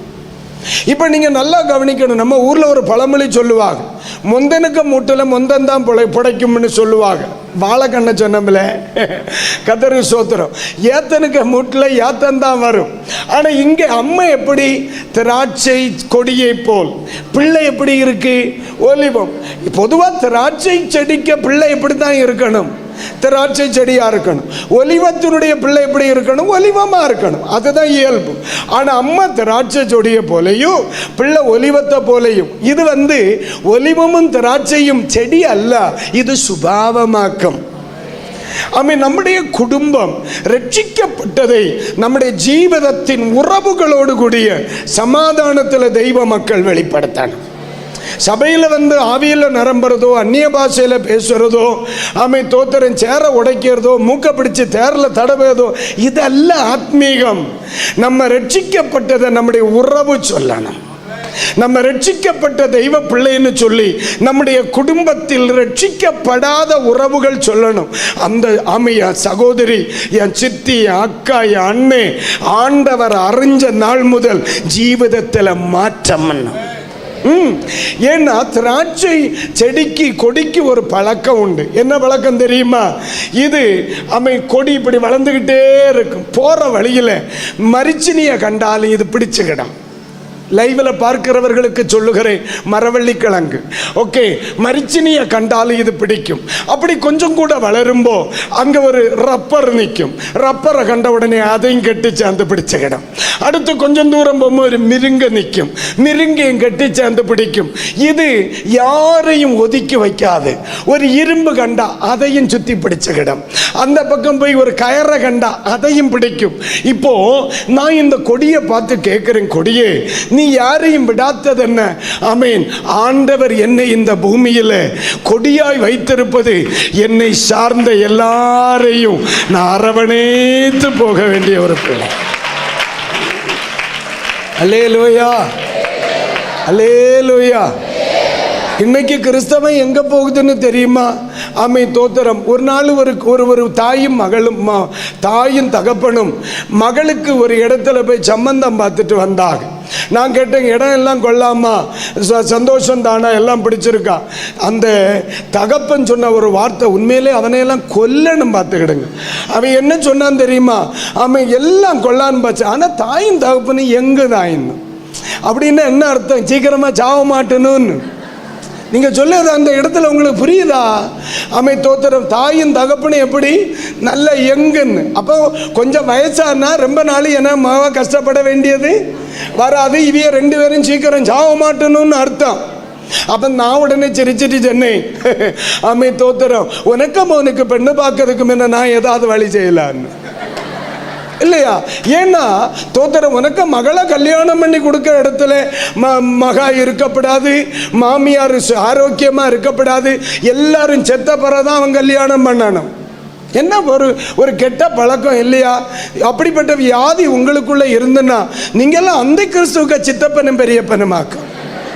கைகளை உயர்த்துவார். அல்லேலூயா சொல்லுங்க. அல்லேலூயா. தேவனுக்கு பயப்படுகிற குடும்பம்னு சொல்லுகிறது திராட்சை கொடிய போல. ஆமா, அறிவுள்ள ஆறு இல்லை. தெய்வம் நம்மளை இதுவரை வருஷம் சகிக்கலையா? தெய்வம் நம்மளை சகிச்சாரா இல்லையா? நம்மளை எல்லாம் நமக்கு சுபாவத்துக்கு என்னைக்கு புதைச்சிருக்கணும். தெய்வம் நம்ம எவ்வளவு இடறணும், எவ்வளவு ஞான குறைவுகள், எவ்வளவு பொறுமையின்மை, எவ்வளவு தடுமாற்றங்கள், இதெல்லாம் சகிச்சு பொறுத்து கிருபையா இதுவரைக்கும் நம்மளை யாருக்கும் என்னையும் தலகுனிய விடாம ஆண்டவர் நம்மளை வச்சிருக்கிறாரா இல்லையா? அல்லேலூயா. எல்லா தெய்வ மக்களுக்கு சொல்லுகிறேன், தோத்த நம்முடைய உறவுகளுக்குள்ள சமாதானம் உண்டாகணும். அல்லேலூயா. அதுதான் நல்ல ஆத்மீகம். அல்லேலூயா. ஆமாம், சில ஆட்கள் சொல்லுவாங்க, நான் செலவுகளெல்லாம் கணக்கில் எடுக்க மாட்டேன். ஏன்னு கேட்டால் நம்ம நல்லா இருக்கியாளான்னு கேட்டால் ஸ்தோத்திரம் ஸ்தோத்திரம் ஸ்தோத்திரம்னு சொல்லுவாங்க. கண்டிகளா சில பயில் சொந்த பண்ணி விட்டியது. அவன் நினைக்கிறது அவன் ஸ்தோத்திரம் சொல்லிக்கிட்டே இருந்தால் அது ஆத்மீகம்னு இல்லை. சகோதரா, எல்லாருக்கிட்டையும் சந்தோஷமா இருக்கணும். பரலோகத்துக்கு போகும்போது பகை உள்ளவன் போக முடியாது, பிணக்க உள்ளவன் போக முடியாது, சண்டைக்காரன் போக முடியாது, வகை உள்ளவன் போக முடியாது. அதனால இன்னைக்கு ராத்திரி எல்லாரும் ஒரு தீர்மானம் எடுக்கணும். என் குடும்ப உறவுகளில் எல்லா உறவுகளோடும் எனக்கு சமாதானம் உண்டாகணும். இப்போ ஒரு அல்லேலூயா சொல்லுங்க. ஒரு வீடு வரைக்கும் ஒன்று போவியல வீடு. ஜோம் பண்ணிட்டு அடுத்த பாயிண்ட். தோத்திரம். ஜோம் பண்ணிட்டு அடுத்த பாயிண்ட் 1 2 அல்ல, இதுவே 11 பாயிண்ட் இருக்கு. தோத்திரம். ஒரு வாரத்துக்கு இது இருக்கு. இனி நாளைக்கு வேற ஒரு கோணத்திலேயாக்கும் பேசணும். சமாதானம் வருகிற வழிகள் அப்படின்னு நாளைக்கு படிக்கணும். அப்ப நம்ம தெய்வ சமூகத்தில் எல்லா தெய்வ மக்களுக்கும் சொல்றேன், சில எல்லைகளில் தெய்வம் உங்களை ஆசீர்வதிக்க முடியாததுக்கு காரணம் உன் உறவுகளோட உனக்கு சமாதானம் இல்லாதது. இன்னைக்கு எழுதி வச்சுக்கிடணும். உன் ஜபக்குறவு கொண்டு அல்ல ஆசீர்வாதம் வராதது. ஆலயத்துக்கு வராததுனால அல்ல சில குடும்பத்தில் ஆசீர்வாதம் வராதது. உனக்கும் உன் குடும்பத்துக்கும் உறவில்லாத போனது.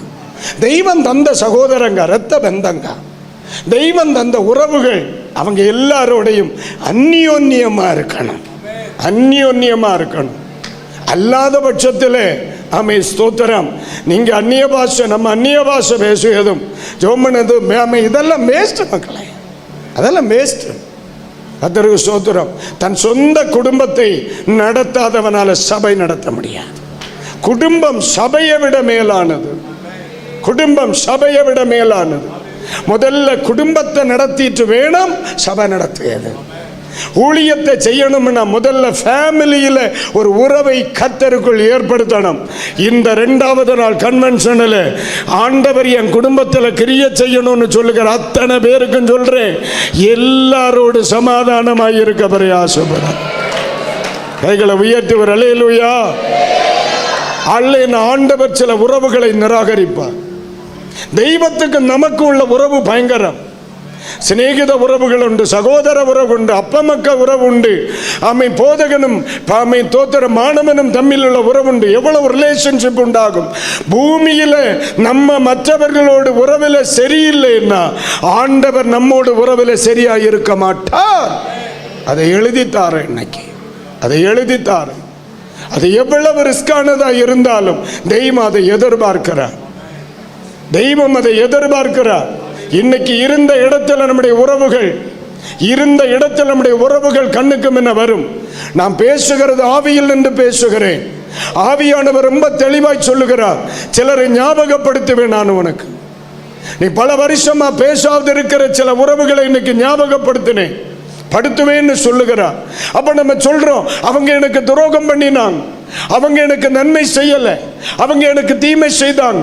ஆண்டவர் சொல்லுகிறார், நீ தீமை செய்திருந்த நான் உன்னை ஏற்றுக்கொண்டேன், நீங்க அநியாயம் செய்த நான் உன்னை ஏற்றுக்கொண்டேன், நீ அக்கிரமம் செய்த நான் உன்னை ஏற்றுக்கொண்டேன். உன்னால் ஏன் ஏற்றுக்கொள்ள முடியல? மன்னிக்கப்பட வேண்டுமானால் மன்னித்தே ஆக வேண்டும். மன்னிக்கிறவன் எவனோ அவனுக்கு மன்னிக்கப்படும். உறவுகளில் சமாதானம். கைகளை உயர்த்தி ஒரு அல்லேலூயா சொல்லுங்க மக்களை. பிள்ளைகளுக்கு எல்லாருக்கும் சொல்லுங்க, நம்முடைய பெற்றோர் உறவுகளை பிணங்கி நடக்கிறாங்கன்னா எழும்பி ஞாயிற்றுக்கிழமை சாட்சி சொல்லணும். என வீட்டில் அம்மா சித்திக்கிட்ட பேசல, ஆமை பேசும்படி ஜோம் பண்ணுங்கன்னு சொல்லி ஜப குறிப்பு வை, மீதிய பாஸ்டர் பார்த்துக்கிடுவார். இல்லைன்னா அடுத்த கன்வென்ஷனுக்கு நான் வரேன், நம்ம மீட் பண்ணுவோம். கைகளை உயர்த்தி ஒரு அல்லேலூயா. ஆமாம், நம்முடைய தாய் பிசாசா இருக்க நம்ம விடப்படாது, நம்முடைய தகப்பன் பிசாசா இருக்க விடப்படாது. அவன் ஆலயத்தில் ஊழியம் செய்யணும்னா தன் உறவை சரியா வச்சிருக்கணும். அவன் சண்டே ஸ்கூல் டீச்சரா இருக்கணும்னா அவன் உறவை சரியா வச்சிருக்கணும். அல்லாத பட்சத்தில் அவன் செய்கிற ஊழியம் தேவனால் நிராகரிக்கப்படும். ஆண்டவர் அதை விரும்பல. கைகளை உயர்த்தி ஒரு ஆமென் சொல்லுங்க. சத்தம் அல்லேலூயா. எல்லாரும் வலது கருத்தை உயர்த்தி சோத்திரம் பண்ணுங்க பார்க்கலாம், சோத்திரம் பண்ணுங்க பார்க்கலாம், சோத்திரம் பண்ணுங்க பார்க்கலாம். கர்த்தருக்கு சோத்திரம், சோத்திரம், சோத்திரம். உறவுகளுக்குள்ளே சமாதானம் உண்டாகட்டும் ஆண்டவரே. சொல்லுங்க, உறவுகளுக்குள்ளே சமாதானம் உண்டாகட்டும் ஆண்டவரே. உறவுகளுக்குள்ளே சமாதானம் உண்டாகட்டும் ஆண்டவரே. உறவுகளுக்குள்ளே சமாதானம் உண்டாகட்டும் இயேசுவின் நாமத்திலே. ஆமென். நீங்க எப்படின்னு தெரியல, சில சபைகள் எல்லாம் நீ போனா நம்ம அப்படியே நிறைய சபைகளை பார்க்குறோம். ஒரு வாரம் குறைந்தபட்சம் 4 சபையாகிலும் நான் பார்ப்பேன். நாங்கள் போகிற சபைகளில் ஒவ்வொரு இடத்துலையும் ஒவ்வொரு விதமாக நாங்கள் படிப்போம். சில நேரத்துல எல்லாம் சிலரை பார்க்கும் பொழுது ஆண்டவரே தோத்திரம், எவனை போல இருந்தாலும் இவனோட போல இருக்கப்படாதுன்னு தீர்மானிச்சுட்டு வெளியே வருவோம். ஏன் காரணம்னா ஃபுல்லாக கலர்ஃபுல்லாக வந்திருப்பாங்க, யூனிஃபார்மாக வந்திருப்பான். ஆனால் ஆராதிப்பான், ஜோம் பண்ணுவான், அந்நிய பாஷை பேசுவான். கிட்ட இருக்கிற ஒருத்தன்ட்ட சிரிக்கிறத பார்க்க முடியாது. கிட்ட சபைக்குள்ளேயே பிணக்கமுக்கா, சபைக்குள்ளே ஒற்றுமை கிடையாது, சபைக்குள்ளேயே ஏற்றத்தாழ்வுகள். ஆண்டவர் சொல்லுகிற உறவுகளுக்குள்ளே சமாதானம் உண்டாகும். கர்த்தருக்கு சோதனை உண்டாகட்டும். அல்லேலூயா. இன்னைக்கு ராத்திரியில் கர்த்தர் உங்களோட பேசுறார், ஆண்டவர் நம்மோடு பேசுறார். கர்த்தர் உன் குடும்ப உறவுகளை கட்டும்படி சொல்லுகிறார். நம்ம குடும்ப உறவுகளை கட்டும்படி சொல்லுகிறார். நம்ம குடும்ப உறவுகளை கட்டும்படி சொல்லுகிறார். 1000 தீமை செய்தாலும் ஆண்டவருக்காக அவர்களை மன்னிச்சிருமா. அவர்கள் உனக்கு தீமையே செய்தாலும் ஆண்டவருக்காக நீ மன்னிச்சிரு. அவங்க நடுவில் கர்த்தர் உன்னை உயர்த்தத்தான் செய்வார். அவங்க நடுவில் உங்கள் குடும்பத்தை அவர் உயர்த்தத்தான் செய்வார். அவங்க நடுவில் உங்க உறவுகளை கர்த்தர் உயர்த்தத்தான் செய்வார். நீங்க மட்டும் இதுக்கு கீழ்ப்படிஞ்சு பாருங்க. இன்னைக்கு தீர்க்க தரிசனமா உங்க முன்னாடி வைக்கிறேன். அடுத்த வருஷம் இதே முதல் வாரம் ஜூன் மாசம் வருமானால் அவங்க முன்னாடி என் தேவனாகிய கர்த்தர் தலையை நிமிர்த்தி இருப்பார். தெய்வம் ஜீவன் உள்ளவர். ஒரு அல்லேலூயா சொல்லுவோம். அல்லேலூயா. பக்கத்தில் இருக்கிறவங்க யாரு? உங்க பக்கத்தில் பாருங்க. மாமி மருமகளோ அக்காளும் தங்கச்சியோ அப்படியெல்லாம் இருக்கீங்களா? அனந்தரித்தி தானே துருத்தியா? யாருடே அக்காளும் தங்கச்சி என்ன அப்படியெல்லாம் உண்டா? லைட்டாக பார்த்து கை கொடுங்க பார்ப்போம். நாங்கள் 2 பேரும் கிறிஸ்துவில் சகோதரர்கள். ஆனால் நாங்கள் இரத்த உறவுகள் கிடையாது. பக்கத்தில் யாராவது இருக்காங்களா? இருக்காங்களா மக்கா? Very good. இந்த உறவை மரிக்கிறது வரை காத்துக்கொள்ளணும். இயேசு உறவை எது வரைக்கும் காத்துக்கொண்டார்? மரண பரியந்தம் காத்துக்கொண்டார். மரண பரியந்தம் தேவனோடு கூடிய உறவையும் காத்துக்கொண்டார். மரண பரியந்தம் ஆமே தோத்திரம் தன் சீசர்களோடு கூடிய உறவையும் காத்துக்கொண்டார். மரண பரியந்தம் தன் அம்மாவோடு இருக்கிற உறவை காத்துக்கொண்டார். மரண பரியந்தம் தன்னுடைய சகோதர உறவை காத்துக்கொண்டார். ஏன் இவன் என்ன காட்டி கொடுக்க போறான்னு தெரிஞ்சும் அவனை பகைக்கிறதை இயேசு விரும்பல. ஆமாவா இல்லையா? அந்த இடத்துல நீங்களா இருந்தா, நேற்றைக்கு நான் அந்த வார்த்தையை சொன்னேன், நானா இருந்தா திருவிருந்த ஆராதனையில் அவனுக்கு தென்னை மாத்திரை கொடுத்திருப்பேன். இயேசு கிறிஸ்து அவனுக்கு தெரியும் இவன் தான் என்ன காட்டி கொடுக்க போறனாலும் அந்த உறவை ஆண்டவர் என்ன செய்யல? தோத்திரம் விடவே இல்லை. இவன் தான் எனக்கு தீங்க செய்யறான். ஏற்கனவே பேச்சுவார்த்தை முடிஞ்சிருச்சு. இது ஏற்கனவே அட்வான்ஸ் கொடுத்தாச்சு. மொத்தம் 30 வெள்ளிக்காசு. இதெல்லாம் தெரிஞ்சும் அவனை கூடவே வச்சு அவனை இழக்க ஆண்டவர் விரும்பல. நீயா போ, நானா தள்ள மாட்டேன். எவ்வளவு தெளிவு பாரு மக்களே. அப்ப ரட்சிக்கப்பட்ட பிள்ளைகள் நமக்கு எவ்வளவு கவனமா இருக்கணும். நம்ம என்ன சொல்லும்? நீ வேண்டாம், உன் பிள்ளை வேண்டாம், உன் குடும்பம் வேண்டாம், உனக்கு நான் அப்பனும் இல்லை, எனக்கு நீ மைனியும் இல்லை. அப்படியே நீ இருந்தா நீயா குழிவெட்டி நீயா உள்ள போய் கிடந்து மூடன பிறகு நீயா தான் சாவணும். வேற ஒரு நாதியும் இருக்காது. Are you okay? Hallelujah. Pastor, இது எழுப்புதலின் காலம். எழுப்புதல் எல்லாம் வரும். முதல்ல நம்ம எழும்புவோம். இதோ வருகிறது. என்ன வருது? கோபாக்கனை தான் வரும். இப்படி சண்டை முடிச்சு நடந்தா பக்கத்தில் எல்லாம் கைப்பிடி சொல்லுங்க. பிரசங்கம் புரிஞ்சுதான்னு கேள். புரிஞ்சுதா? பிரசங்கம் கேட்டுதா? அல்லேலூயா, அல்லேலூயா, அல்லேலூயா. தெய்வத்தோடு நமக்கு இருக்கிற உறவின் அடையாளம் என்ன தெரியுமா? நமக்கு தெய்வம் தந்த உறவுகளோடு நம்ம இருக்கிற அடையாளம். தெய்வத்தோடு உறவில் இருக்கிறவனால உலகத்தில் எவனோடும் பகையா இருக்க முடியாதுன்னு நான் எழுதி தருவேன். உலகத்தில் ஒருவனோட பகையை வச்சுட்டு நான் நடக்கிறேன்னா எனக்கும் தெய்வத்துக்குள்ள உறவு சரியா இருக்க வாய்ப்பு இல்லை. சரியா இருக்கிறது போல நடிக்கலாம். அவன் கள்ளாய் நானா இருந்தாலும் சரி. தமிழ் புரிஞ்சுன்னா ஜோர ஒரு கைத்தட்டு கொடுங்க. அல்லேலூயா சொல்லுங்க. அல்லேலூயா. அப்ப முதல்ல சமாதானம் எங்க இருக்கணும்? உறவுகளில சமாதானம். சத்தமா சொல்லுங்க. இன்னும் சத்தமா சொல்லுங்க. அப்ப நீங்க ஒரு காரியம் செய்யணும். நாளைக்கு சாயந்தரம் கன்வென்ஷனுக்கு வர்றதுக்கு உள்ள யாருகிட்டையாகிலும் பிணக்கம் உண்டுன்னா அவன் தெய்வ சமூகத்தில் இன்னும் ராத்திரி ஜோம் பண்ணி ஒன்று ஃபோன் பண்ணி இல்லை நேர போய் பார்த்து ஒரு போகும்போது ஒரு 1/2 கிலோ ஆப்பிள் இல்லாமல் இப்போ விலை கூடுவல் இல்லையா ஆப்பிள்? அதனால் 1/2 கிலோவோ 1/4 கிலோவோ வாங்கு. கொஞ்சம் விலை குறைவா. இப்போ மாங்காய் நல்ல சீசன். 100 ரூபாய்க்கு 3 கிலோ கிடைக்குது.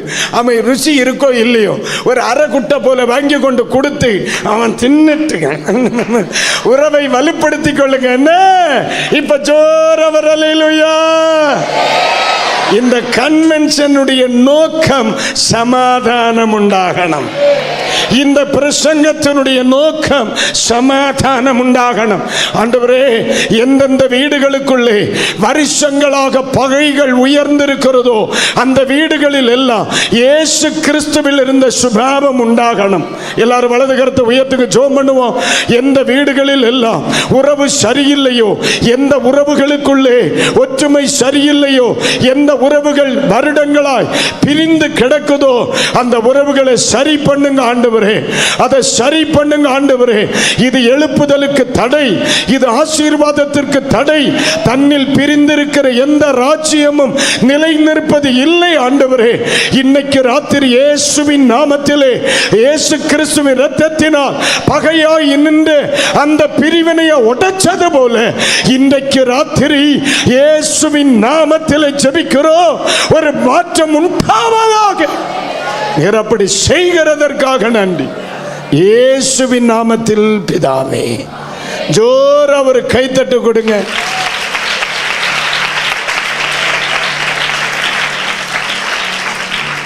அல்லேலூயா, அல்லேலூயா, அல்லேலூயா. நான் பாடி மகிழ்ந்திடுவே, என் இயேசுவை துதித்திடுவே. நான் பாடி மகிழ்ந்திடுவே, என் இயேசுவை துதித்திடுவே. என் ஜீவிய காலம் எல்லாம் அவர் பாதத்தில் அமர்ந்திருப்பே. என் ஜீவிய காலம் எல்லாம். எல்லாரும் கைகளை தட்டி அல்லேலூயா. நான் நேசிக்கும் தேவன் இயேசு என்றும் ஜீவிக்கிறார். அவன் நேற்றும் இன்றும் நாளை என்றும் மாறாதவர். அவன் நேற்றும் இன்றும் நாளை என்றும் மாறாதவர். நான் பாடி மகிழ்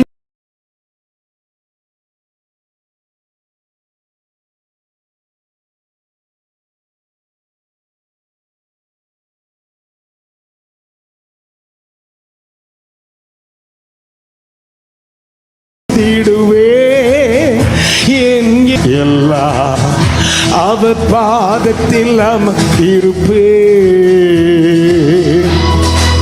கடலாம் துன்பத்தில் தவிக்கும் வேளையில் அவர் எனக்கு படகாய் வந்திடுவார். இணைந்து பாடி தேவனை மகிமைப்படுத்த போகிறோம். தேங்க்யூ.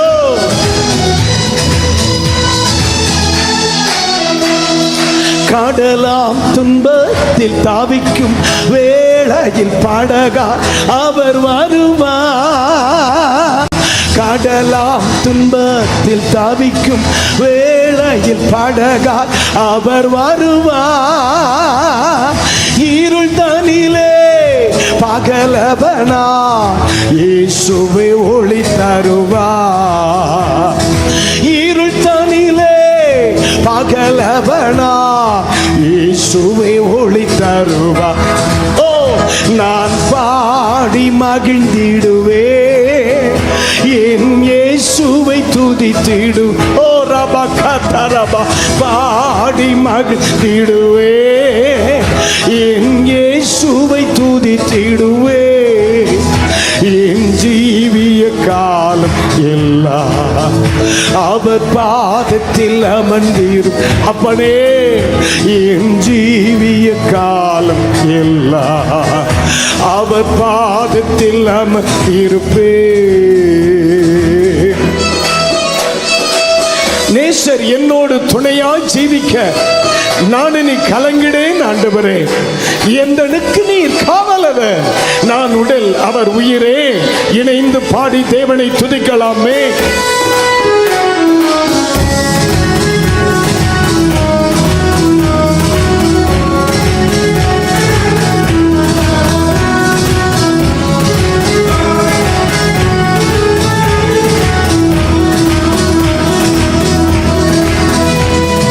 நேசர் என்னோடு துணையா ஜீவிக்க நான் இனி கலங்கிடேனே. நேசர் என்னோடு துணையா ஜீவிக்க நான் இனி கலங்கிடேனே.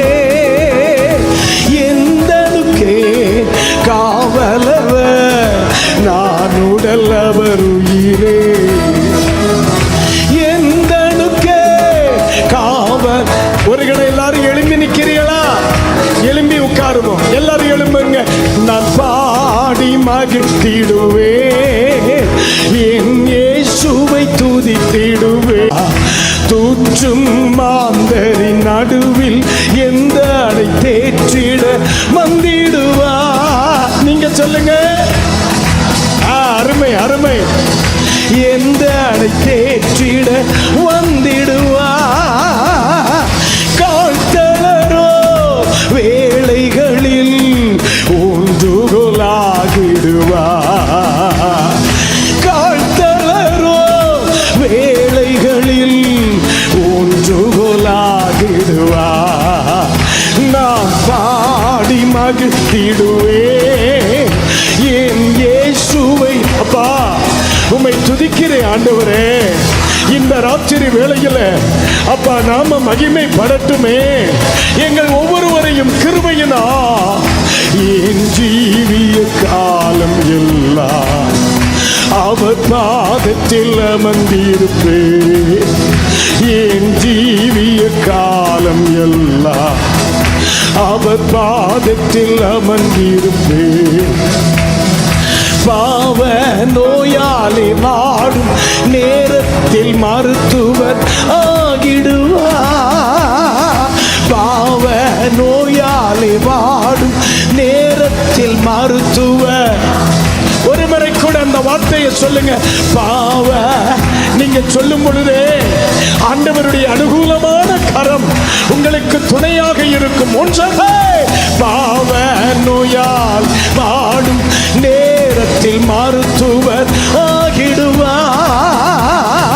மயங்கி விழோ பசி தனிலே மன்னாவை தந்திடுவார். நான் மயங்கி விழோ பசி தனிலே மன்னாவை தான். ஒருமித்த குரலாக நான் பாடி மகிழ்ந்திடுவே, என் இயேசுவை துதித்திடுவே. நான் பாடி சமாதானமாய் வாழ ஒப்புக் கொடுக்கிற ஒவ்வொரு பிள்ளைகளின் மேலும் தேவனுடைய கரம் இன்றைக்கு ராத்திரி இறங்கி வர போகிறது. அல்லேலூயா. என் ஜீவிய காலம் எல்லாம் அவர் பாதத்தில் அமன். நேசர் என்னோடு, நேசர் என்னோடு துணையா ஜீவிக்க நான் இனி கலங்கிடனே. நேசர் என்னோடு துணையா ஜீவிக்க நான் இனி கலங்கிடனே. எந்தனுக்கே காவலவ நான் உடலவ. கிருப கிருப. ஓ எந்தனுக்கே காவல சந்தலவ உடலவ துணமன. அல்லேலூயா. எந்தனுக்கே காவலவ நான் உடலவர் உயிரே. எந்தனுக்கே இயேசுவே. எந்தனுக்கே காவலவ நான் உடல் உயிரே. நான் பாடி மகிழ்ந்திடுவே. என் ஆண்டவரே உறவுகள் புதுப்பிக்கப்படணும். ஆண்டவரே உறவுகள் புதுப்பிக்கப்படணும். பிரிவினையில் இருந்த குடும்பங்களுக்குள்ள இயேசுவின் நாமத்தில் ஒரு பெரிய மாற்றம் உண்டாகணும்.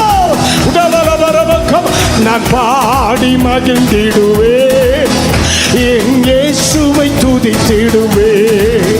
நான் பாடி மகிழ்ந்திடுவே, என் இயேசுவை.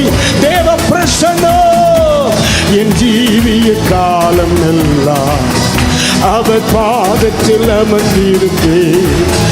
என் ஜீவிய உறவரவ சந்தரவரவரவரவ கத்துரவர. அல்லேலூயா. கைகளை தட்டி ஒரு கணம் ஆவியில நிரம்பி ஒரு கணம் கர்த்தரை துதிங்க. இன்றைக்கு ராத்திரியில கர்த்தர் சொல்றா, சமாதானமா இருக்கும்படி உங்களை ஒப்புக் கொடுக்கிற அத்தனை பிள்ளைகளுடைய வாழ்க்கையிலும் இன்றைக்கு ராத்திரி முதல் ஒரு வித்தியாசத்தை கட்டளையிடுவே. உடவலவ சந்தலவரி பலவ திரவலவர உடரவசே. அல்லேலூயா. உடவரவலவரவலவரவ கத்தரவலவரவரவ உடரவசியம் தரவரி பலவ கத்தரவலவரவ. அல்லேலூயா. உரம் விசுவாசத்தால் அறிவிக்கிறேன். ஹல்லேலூயா. எல்லாரும் கைகளை உயர்த்தி ஆண்டவரை பார்த்து சொல்லுங்க, ஆண்டவரே உறவுகளை புதுப்பித்துக் கொள்ள எனக்கு உதவி செய்யும்.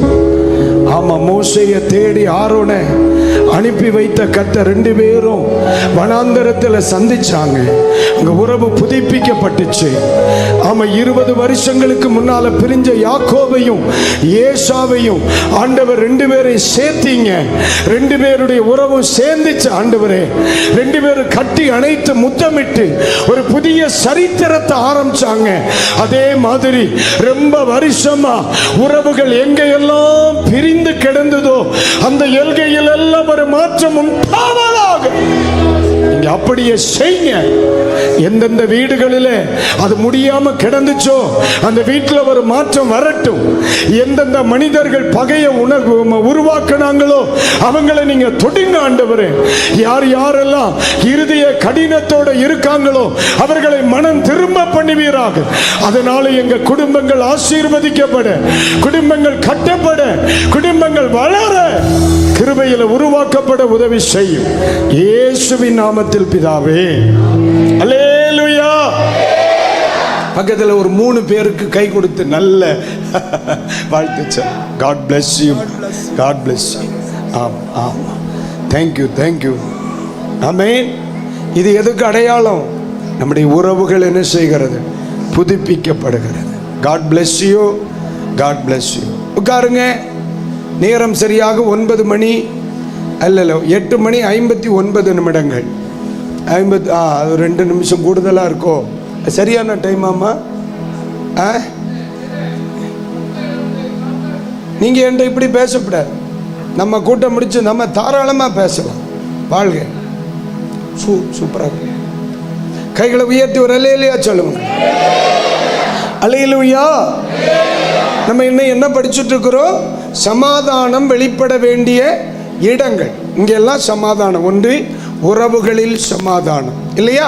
2வது நமக்கு எங்கே சமாதானம் உண்டாகணும் அப்படின்னு சொன்னா 1 ராஜாக்களின் புஸ்தகத்தை திருப்புங்க.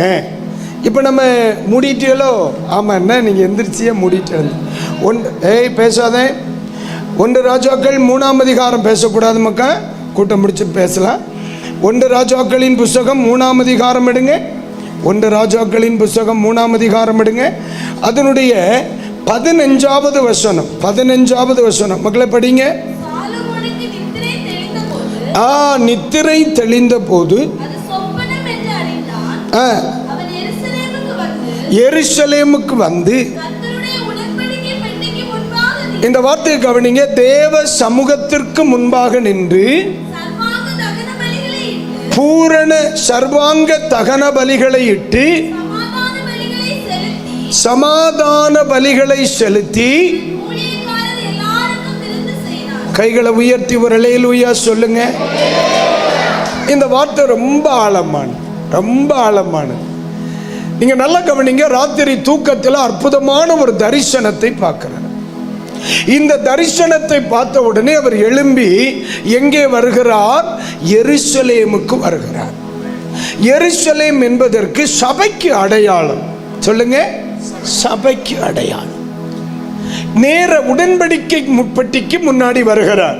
இது தேவ சமூகத்திற்கு அடையாளம் அல்ல, தேவ சமூகத்திற்கு அடையாளம். அடுத்து என்ன செய்கிறார்? சர்வாங்க தகன பலியை கொடுக்கிறார். ஆமீன். இது எதற்கு அடையாளம்? பூரணமாய் சமர்ப்பிப்பதற்கு அடையாளம். அடுத்த வார்த்தை சொல்லுகிறது, சமாதான பலிகளை செலுத்தினார்.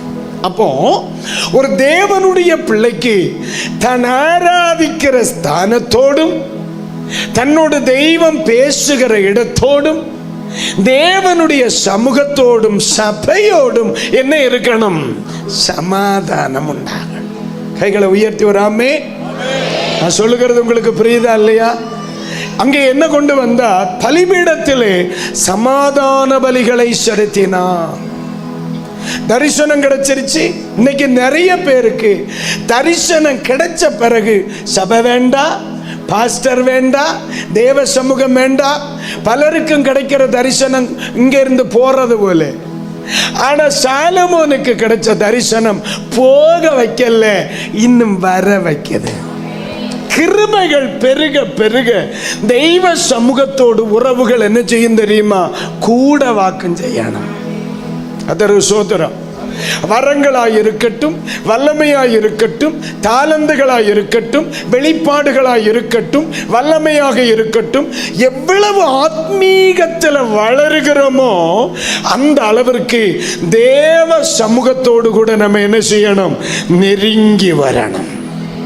அப்ப பலிபீடத்தில் என்ன செலுத்துகிறார்? சமாதான பலிகளை செலுத்தணும். ஒரு நாளும் தெய்வம் நம்ம வைத்திருக்கிற சபைக்கு நமக்கும், நமக்காக உத்தரவாதம் பண்ணுகிற தேவ மனுஷனுக்கு நமக்கும், நமக்காக ஜெபிக்கிற தெய்வ மக்களுக்கும் ஊழியத்துக்கு நமக்கும் மனஸ்தாபம் வரவே கூடாது. அதுக்கு இடம் கொடுக்கப்படாது. அல்லேலூயா, கர்த்தர் ஸ்தோத்திரம், அல்லேலூயா. அது நம்முடைய ஜீவிதத்தில் மிகப்பெரிய ஆசீர்வாதம், மிகப்பெரிய ஆசீர்வாதம். கர்த்தர் ஸ்தோத்திரம், அல்லேலூயா. அதாவது நீங்க நல்லா புரிஞ்சுக்கிடணும், கருத்து வேறுபாடுகள் அதிகமாகும். இப்ப நம்ம வீட்டில் எத்தனை பேர் உண்டு? ஆக 5 பேர் உண்டு. ஏசு 25. அப்ப நீங்க நல்லா கவனிக்கணும், நம்முடைய வீட்டில் ஆக 5 பேர் உண்டு. இந்த 5 பேர்ல ஒரு ஆளுக்கு இறைச்சி பிடிக்கும், ஒரு ஆளுக்கு மீன் பிடிக்கும், ஒரு ஆளுக்கு அவியல் பிடிக்கும். அந்த இன்னொரு ஆளுக்கு அவியலை கண்டா என்ன செய்யாது? பிடிக்காது. இப்ப 5 பேர் இருக்கிற வீட்டுக்குள்ள 5 விதமான அபிப்பிராயங்கள். ஆமாவா இல்லையா? ஆமா தானே? அப்போ அம்மா காலையில கிச்சனுக்குள்ள போனா கணவனுக்கு வேண்டி 10 நிமிஷம் போராடு, மூத்த மகனுக்கு வேண்டி 10 நிமிஷம் போராடு, மகளுக்கு வேண்டி 10 நிமிஷம் போராடு, மாமாவுக்கு வேண்டி 10 நிமிஷம் போராடு. உப்பு அதிகமாக இருந்தா புருஷனுக்கு பிடிக்கும், குறைவா இருந்தா மாமாவுக்கு பிடிக்கும். எரிப்பு கூட இருந்தா புருஷனுக்கு பிடிக்கும், எரிப்பு கூட இருந்தா மாமிக்கு பிடிக்காது. இப்போ என் குடும்பத்தை ஒன்றுபடுத்தணும்னா யாராவது ஒருவர் விட்டு கொடுக்கணும், இறங்கி போகணும், யாராவது ஒரு ஆள் சாக்ரிஃபைஸ் பண்ணணும். ஆமாவா இல்லையா? அல்லேலூயா, அல்லேலூயா. ஆமென். 5 பேர் வீட்டில் எத்தனை பேர்? ஆக 5 ஒரு ரேஷன் கார்டு, ஆக 5 ஒரு ரேஷன் கார்டு, 2 லிட்டர் மண்ணெண்ணெய்க்கு உள்ளேயாக்கு இவ்வளவு பிரச்சனை. ஆனா ஒரு சபை என்று சொல்லி வரும் பொழுது 500 பேர் இருப்பாங்க, 600 பேர் இருப்பாங்க, 1000 பேர் இருப்பாங்க. அபிப்பிராயம் வித்தியாசப்படுமா? படாதா? ஒரு வீட்டுக்குள்ள உட்கார்ந்து ஒரு வீட்டு சோறை சாப்பிட்டு ஒரு கட்டில தூங்கி ஒரு பைப்பில் இந்த வார தண்ணி குடிக்கிற நமக்குள்ளேயே 5 விதமான கமாண்ட்ஸ் இருக்குமானா, ஒன்று வாழை மூட்டில் உறங்கிட்டு வரும் கோயிலுக்கு, ஒன்று ரப்பருக்க மூட்டிலேருந்து எழும்பி வரும், சிலது ஐனிக்க மூட்டிலேருந்து எழும்பி வரும், சிலது எங்கேருந்து வருதுன்னே தெரியாது. இப்படியெல்லாம் வருகிற பலதரப்பட்ட பிள்ளைகள் ஒன்று கூடி தெய்வத்தை ஆராதிக்கும்போ கருத்து வேறுபாடு இருக்குமா இருக்காதா? இருக்குமா இருக்காதா? மனுஷனா இருந்தா இருக்கும். இதுக்கு மேல மண்டாட்டாம இருப்ப நீ மனுஷனா இருந்தார். இப்போ இது எல்லாமே ரட்சிப்பு என்கிற ஒரே போர்வையில், அபிஷேகம் என்ற ஒரே போர்வையில், தேவ கிருபை என்ற ஒரே போர்வையில் இணைக்கப்பட்டிருக்கிறது. ஆமென். ஆதி திருச்சபையில் நம்ம படிக்கும்போ எல்லாரும் ஒரே இருதயமும் ஒரே மனமும் உடையவர்களாக இருந்தது. அவர்கள் எல்லாருக்குள்ளேயும் பூரண கிருபை உண்டாயிருந்தது. கைகளை உயர்த்தி ஒரு அல்லேலூயா சத்தமா சொல்லுங்க, அல்லேலூயா. புரியுதா மக்களே? ஒரு நாளும் நம்ம சபைகளுக்குள்ளே இந்த பலிபீடத்திற்கு நமக்கும் இடையில் ஒரு இணக்கம், சரி, ஒரு பிணக்கம், ஒரு ஏற்றத்தாழ் வரவே கூடாது, வரவே கூடாது. ஏனென்று சொன்னால் நமக்கு சமாதானம் இருக்க வேண்டிய மிக பிரதானமான ஒரு இடம் தேவ சமூகம். அல்லேலூயா. இந்த உறவு பாதிக்குமானால் கண்டிப்பா உங்க ஜீவிதத்தில் எங்கேயோ ஒரு இடத்துல இடிபாடு உண்டாகிறது என்று அர்த்தம். தெய்வ சமூகத்தோடு கூடிய சமாதானம், தெய்வ கிருபையோடு கூடிய சமாதானம், தேவ பிள்ளைகளோடு கூடிய சமாதானம், சபையோடு கூடிய சமாதானம். பிளவு ஏற்படுமானால் அது ஜீவிதத்தில் எங்கேயோ ஒரு இடத்துல பாதிக்கும், மறக்க கூடாது. ஒரு அல்லேலூயா. அப்ப சமாதானம் இருக்க வேண்டிய இரண்டாவது இடம் அது சபை, தேவனுடைய சமூகம், பலிபீடம், தேவனை ஆராதிக்கிற இடம். பாருங்க, தெய்வ மனுஷனாகிய சாலமோனுடைய மிக பிரதானமான ஞானம் என்ன தெரியுமா?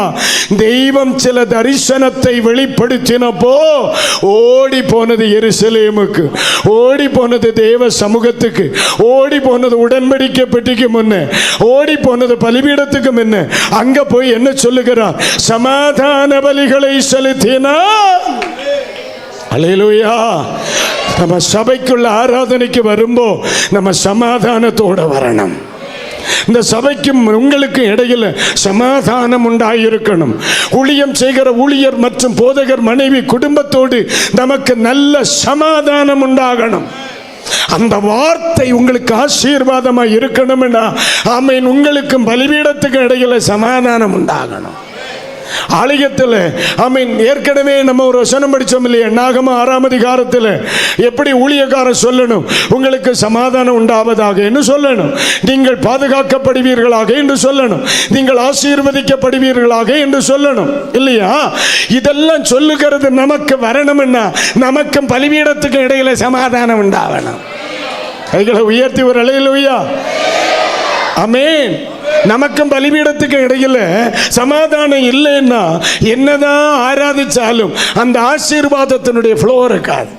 ஏன்னா உங்களுக்கு கிருபை வேணுமா இல்லையா? கிருபை வேணும்னு சொல்றவங்க ஒரு அல்லேலூயா சொல்லுவோம். எல்லாருக்கும் வேணும். இப்போ ஸ்டான்லி உங்க முன்னாடி நிறுத்துறேன், உங்க பாஸ்டர் தான்.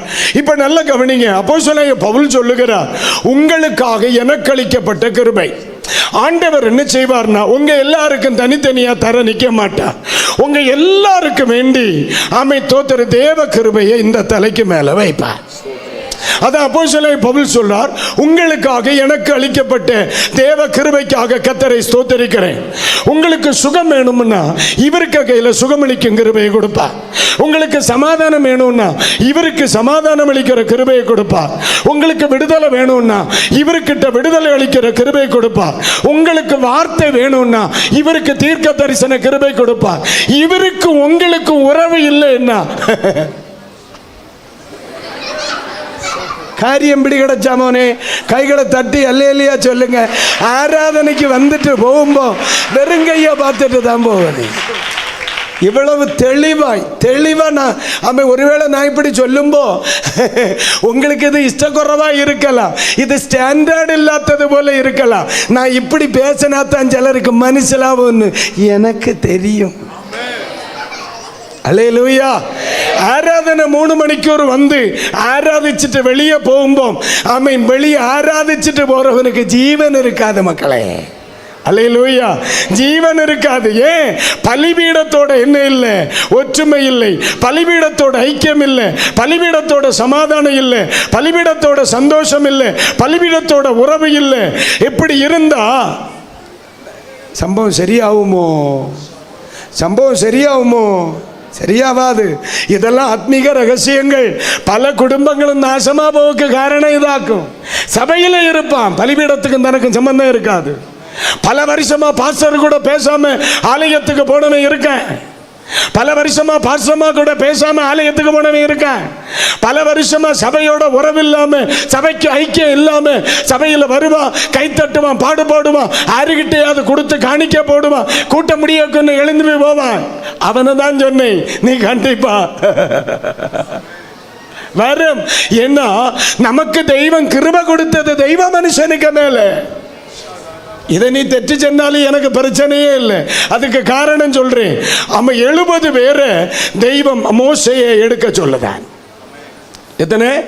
70 பேரை. மாமனாருடைய ஆலோசனை மோசையினிடத்தில் போய் மோசே எத்தனை பேர் எடுக்கிறார்? 70 பேரை ஊழியத்துக்கு எடுக்கிறார்.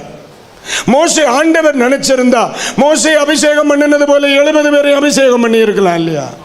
ஆண்டவர் சொன்னார், மோசே உன்மேல் இருக்கிற அபிஷேகத்தை அந்த 70 பேருக்கு மேலே வையினி.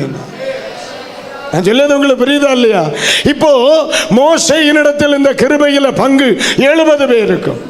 அப்ப இங்க இருக்கிற பலருக்கு தலையில் இருக்கிற தெய்வ அபிஷேகம் உங்களுக்கு தெய்வம் தந்ததல்ல, உங்க பாஸ்டருக்கு தெய்வம் கொடுத்ததில் பங்காக்கும்.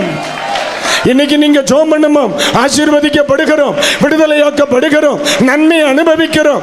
இதெல்லாம் தெய்வ மனுஷனுக்கு கொடுத்த அபிஷேகத்தினுடைய பங்கு. கைகளை உயர்த்தி அல்லேலூயா. இந்த பலிபீடத்தில் தெய்வ மனுஷன் நிற்கும்போ பலிபீடத்துக்கு நமக்கு இடையில சமாதானம் உண்டாகணும். இந்த பலிபீடத்தில் தெய்வ மனுஷன் நிற்கும்போ தெய்வ மனுஷனுக்கு நமக்கு சமாதானம் உண்டாகணும். இந்த பலிபீடத்தில் இருந்து வருகிற வார்த்தைகள், என் பிள்ளைகளே நீங்கள் தெய்வத்தால் ஆசீர்வதிக்கப்படுவீர்கள் என்று தெய்வ மனுஷன் சொல்லும்போ அவன் தெய்வ மக்கள் ரிசீவ் பண்ணுகிற அளவிற்கு ரெண்டுக்கு இடையில உறவு உண்டாகணும். ஒரு காலமும் இந்த உபதேசத்துக்கு மாறா தப்பு செய்ய நிற்கப்படாது. அப்படி நீங்க நின்னா உன் குடும்பம் கண்டிப்பா வளரும். எழுதி வச்சுக்கோங்க, உங்க குடும்பம் கண்டிப்பா வளரும், உங்க குடும்பம் ஆசீர்வதிக்கப்படும், உங்க குடும்பம் நன்மை அனுபவிக்கும். உன்னுடைய பிள்ளைகளை கர்த்தர் வாலாக்காமல் தலையாக்குவார். நீ எந்த தேசத்தில் தலை குனிந்தாயோ அதே இடத்துல உன்னை ஆசீர்வதிப்பார். எழுதி தாரனாய். Price the Lord. அல்லேலூயா, அல்லேலூயா, ஆமென். ஆமென். எபிரேயருக்கு எழுதிய நிருபம் 13ஆம் அதிகாரம் 17ஆம் வாக்கியம் பரிசுத்த ஆவியானவர் நினைவுபடுத்துறார். படபடா சொல்லிட்டு போவோம். 13:17 எபிரேயர் 13:17. மக்களை என்ன சொன்ன? உங்களை நடத்துகிறவர்கள் தோத்திரம். மறுபடியும் ஸ்டாலின் பிள்ளை ஒன்று பாருங்க. தோத்திரம். பரிசுத்த ஆவியானவர் என்னை பேச வைக்கிறார். மக்களை நாம் படிக்கட்டாடா? மைக் இருக்கு இல்லையா? படி படி படி. ஆமை தோத்திரம். உங்களை நடத்துகிறவர்கள் உங்கள் ஆத்துமாவுக்காக. இவர் யாரு தெரியுமா? நம்ம எல்லாருடைய ஆத்துமாவுக்காக என்ன செய்கிறவர்? உத்தரவாதம் பண்ணுகிறவராய் விழித்திருக்கிறவரானபடியால் இவர் துக்கத்தோடு அல்ல சந்தோஷத்தோடு அதை செய்யும்படி அவர்களுக்கு கீழ்ப்படிந்து அடங்குங்கள். அவர்கள் துக்கத்தோடு அப்படி செய்தால் அது உங்களுக்கு பிரயோஜனமாய் இருக்காது. அப்போ சமாதானம் வெளிப்பட வேண்டிய இடம் என்ன தெரியுமா? நமக்கும் தெய்வ சமூகத்துக்கு, நமக்கும் ஊழியக்காரங்களுக்கும் இடையில. சில ஆட்களுக்கெல்லாம் சபைகளில் சண்டையும் பிடிச்சிட்டு தோத்திரம் ரட்சிக்கப்பட்டு ஆக 20 வருஷம்தான், 5 சபை 6 சபை. அப்படி ஒரு சுபாவம் இருக்கப்பட. நீங்க எங்க இருந்து வந்தீங்கன்னாலாம் எனக்கு தெரியாது. ஆனா இனி ஒரு இடம் போகிறது. நீங்க ஏன் ஒரு மாதிரி பார்க்குது? என்ன பக்கத்தில் பார்த்து சொல்லுங்க, இனி ஒரு இடம் போகப்பட. மறிக்கிறது வேற, இதில் கிடந்து கிடன. அல்லேலூயா. ஆமா, ஏன்னா சபையிலேருந்து ஒரு பிள்ளை இங்கே வந்தா, அவள் சொல்லிட்டு வரல, அவளை தான் தேடிட்டு தான் இருக்கேன். அவளை குழி தோண்டி புதைக்க என்ன ஒரு வார்த்தை என்கிட்ட சொல்லிட்டு இல்லையா? மக்களை வரணும். போட்டு விடு. அப்படிதான் இல்லையா? அவளை வாரம் தான். ஆனால் பிள்ளை சேல்லையா? அது அந்த விஷயத்தில் நான் மதிப்பேன் அவரை. என் விசுவாசி இங்கே வந்து பஸ்ரியா நம்ம சர்ச்சிலேருந்து ஒரு பிள்ளை இங்கே வந்திருக்கா. நான் சொன்னேன், மக்களை அவன் அந்த சபையில் நின்றுக்கிட மாட்டான், அவள் சந்தோஷமாக ஆராதிக்கட்டு, நீ அவளை ஏற்றுக்கான்னு சொன்னேன். அதான் எனக்கு மகிழ்ச்சி. நான் நம்ம சபையில் ஒரு ஒழுங்கு உண்டுடா. சபைக்குள்ளேருந்து வெளியே போகிறதுக்கு ஃபார்மை வாங்கி ஃபில்லப் பண்ணி விட்டா நான் அவங்கள கூப்பிட்டு உட்கார வச்சு பேசி ஜோம் பண்ணி அவங்கள அனுப்புவேன். அது நம்ம சபையினுடைய ஒழுங்கு. ஆமாம், ஒரு நாள் நான் என்னுடைய திருச்சபை விட்டு போன எல்லா பிள்ளைகளோடையும் நான் பேசுவேன், எல்லார்கிட்டையும் பேசுவேன். அதுக்கு என்ன காரணம்னு நினைக்கிறீங்களா? தோத்திர சபை எனக்கு அப்பனுக்கு சொத்தொன்னும் அல்ல. நான் இந்த சபையில் சிம்பிளி ஒரு மேய்ப்பன் மட்டும்தான். சபையை அவர் ரட்சித்தது நானா? தெய்வம் இல்லையா? அபிஷேகம் பண்ணினது நானா? தெய்வம் இல்லையா? ரத்தம் சிந்தினது நானா? தெய்வம் இல்லையா? அப்ப அவர்கள் தெய்வத்தை விட்டு பெயரப்படாது. நான் பிள்ளைகிட்ட அதானே சொன்னேன், மக்களை உனக்கிட்ட வரதில் எனக்கு சந்தோஷம், பாவம் பார்த்துக்கா, எப்படியாவது நம்ம உன்னை ஆதரிச்சுக்க. அந்த பிள்ளைய ரட்சித்தது தெய்வம் இல்லையே. அல்லேலூயா. கரெக்டாக சொல்கிறேன்ப்பா. ஜெனியூனான ஒரு தெய்வ மனுஷனை தெய்வம் உங்களுக்கு தந்திருக்கிறார். உங்க பாஸ்டரை நினைச்சு சந்தோஷம் உண்டுன்னு சொல்றவங்க ஜோரா அவர் கைத்தட்டு கொடுங்க.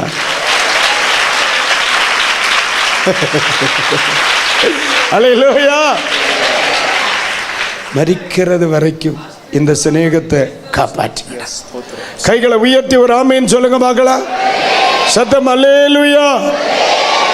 என்ன காரியம் உண்டுனாலும் வந்து உட்கார்ந்து பேசணும். ஒரு மனஸ்தாபம் உண்டுன்னா வந்து உட்கார்ந்து பேசணும். ஏதாவது ஒரு வெறுப்புண்டா வந்து உட்கார்ந்து பேசணும். ஒரு நாளும் பலிபீடத்துக்கு நமக்கு இடையில என்ன வரப்படாது சொல்லுங்க, எப்படி வரப்படாது? நானும் முதல்ல என்கிட்ட இருந்து வந்த பிள்ளைய நான் சொன்னேன் இல்லையா, நான் அவளை கடிந்து கொள்ளுவேன். ஒரு வார்த்தை என்ன செய்யணும், சொல்லிட்டு வந்திருக்கணும். அப்பா நமக்கு சூழ்நிலை ஒத்து போகலை, நான் அந்த சபைக்கு போகலாம்னு இருக்கேன், சந்தோஷமா நான் விடுவேன். கேட்டு பாருங்க, என் பிள்ளைகள்கிட்ட பல சபைகளில் ஆராதிக்கிற என் பிள்ளைகள் இருக்கிறான். அவ்வளோ தூரம் வர முடியாது. பக்கத்தில் இருக்கிற சபைகளுக்கு நானே அனுப்பி விடுவேன். நீ போ மக்களே, அதான் உனக்கு சரியாகும். எல்லா கூட்டங்களுக்கு போ நான் சொல்லுவேன். எங்கே இருந்தாலும் அவன் என் பிள்ளை. நான் ரட்சிப்புக்குள்ள நடத்தினவேன், நான் அபிஷேகத்துக்குள்ள நடத்தினவேன், நான் கிருபைக்குள்ள நடத்தினவேன். இந்த கையினால் அவன் அபிஷேகம் பண்ணப்பட்டவன், அவன் என் பிள்ளை. அவன் 1000 இடத்துக்கு போனாலும் என் பிள்ளையை நாம சொல்லாம இருக்க முடியாது. கர்த்தர் நம்மை வைத்திருக்கிற சபை, இந்த இடத்துல வந்திருக்கிற ஒவ்வொருவருக்கு சொல்றேன், சபையோடும் பலிபீடத்தோடும் உங்களுக்கு எந்த அளவுக்கு உறவு இருக்கிறதோ, சமாதானம் இருக்குதோ, அந்த அளவுக்கு கர்த்தர் உங்களை தழைக்க பண்ணுவார். இந்த வார்த்தையை மட்டும் புரிந்தவர்கள் ஒரு அல்லேலூயா சொல்லுங்க. நீங்க நல்லா கவனிங்க. இந்த இடத்துக்கும் உங்களுக்கும் பிளவு வந்தா என்ன உறவு தெரியுமா? வேருக்கும் கொண்டைக்கும் பிளவு வந்துருச்சுன்னா அதான் பிரச்சனை. அல்லேலூயா. Any problem? ஓ, அவர் காணிக்க போட வந்தாரா?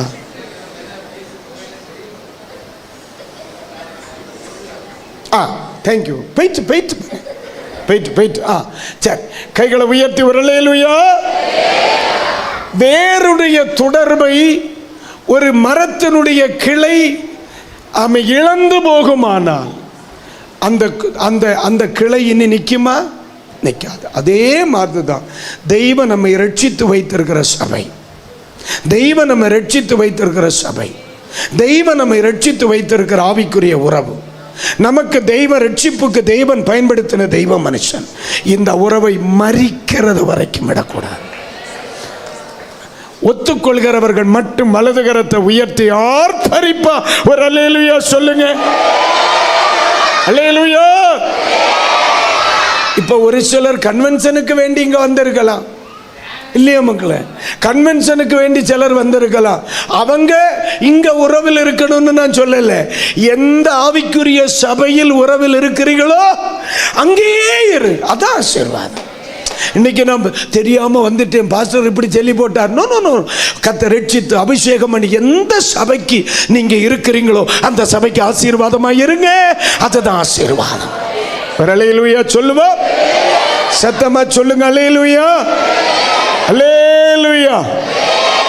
அப்ப முதல்ல சமாதானம் எங்க இருக்கணும்? உறவுகளிலே இருக்கணும். இரண்டாவது சமாதானம் எங்க இருக்கணும்? சபையோடும் தெய்வ சமூகத்தோடு இருக்கணும்.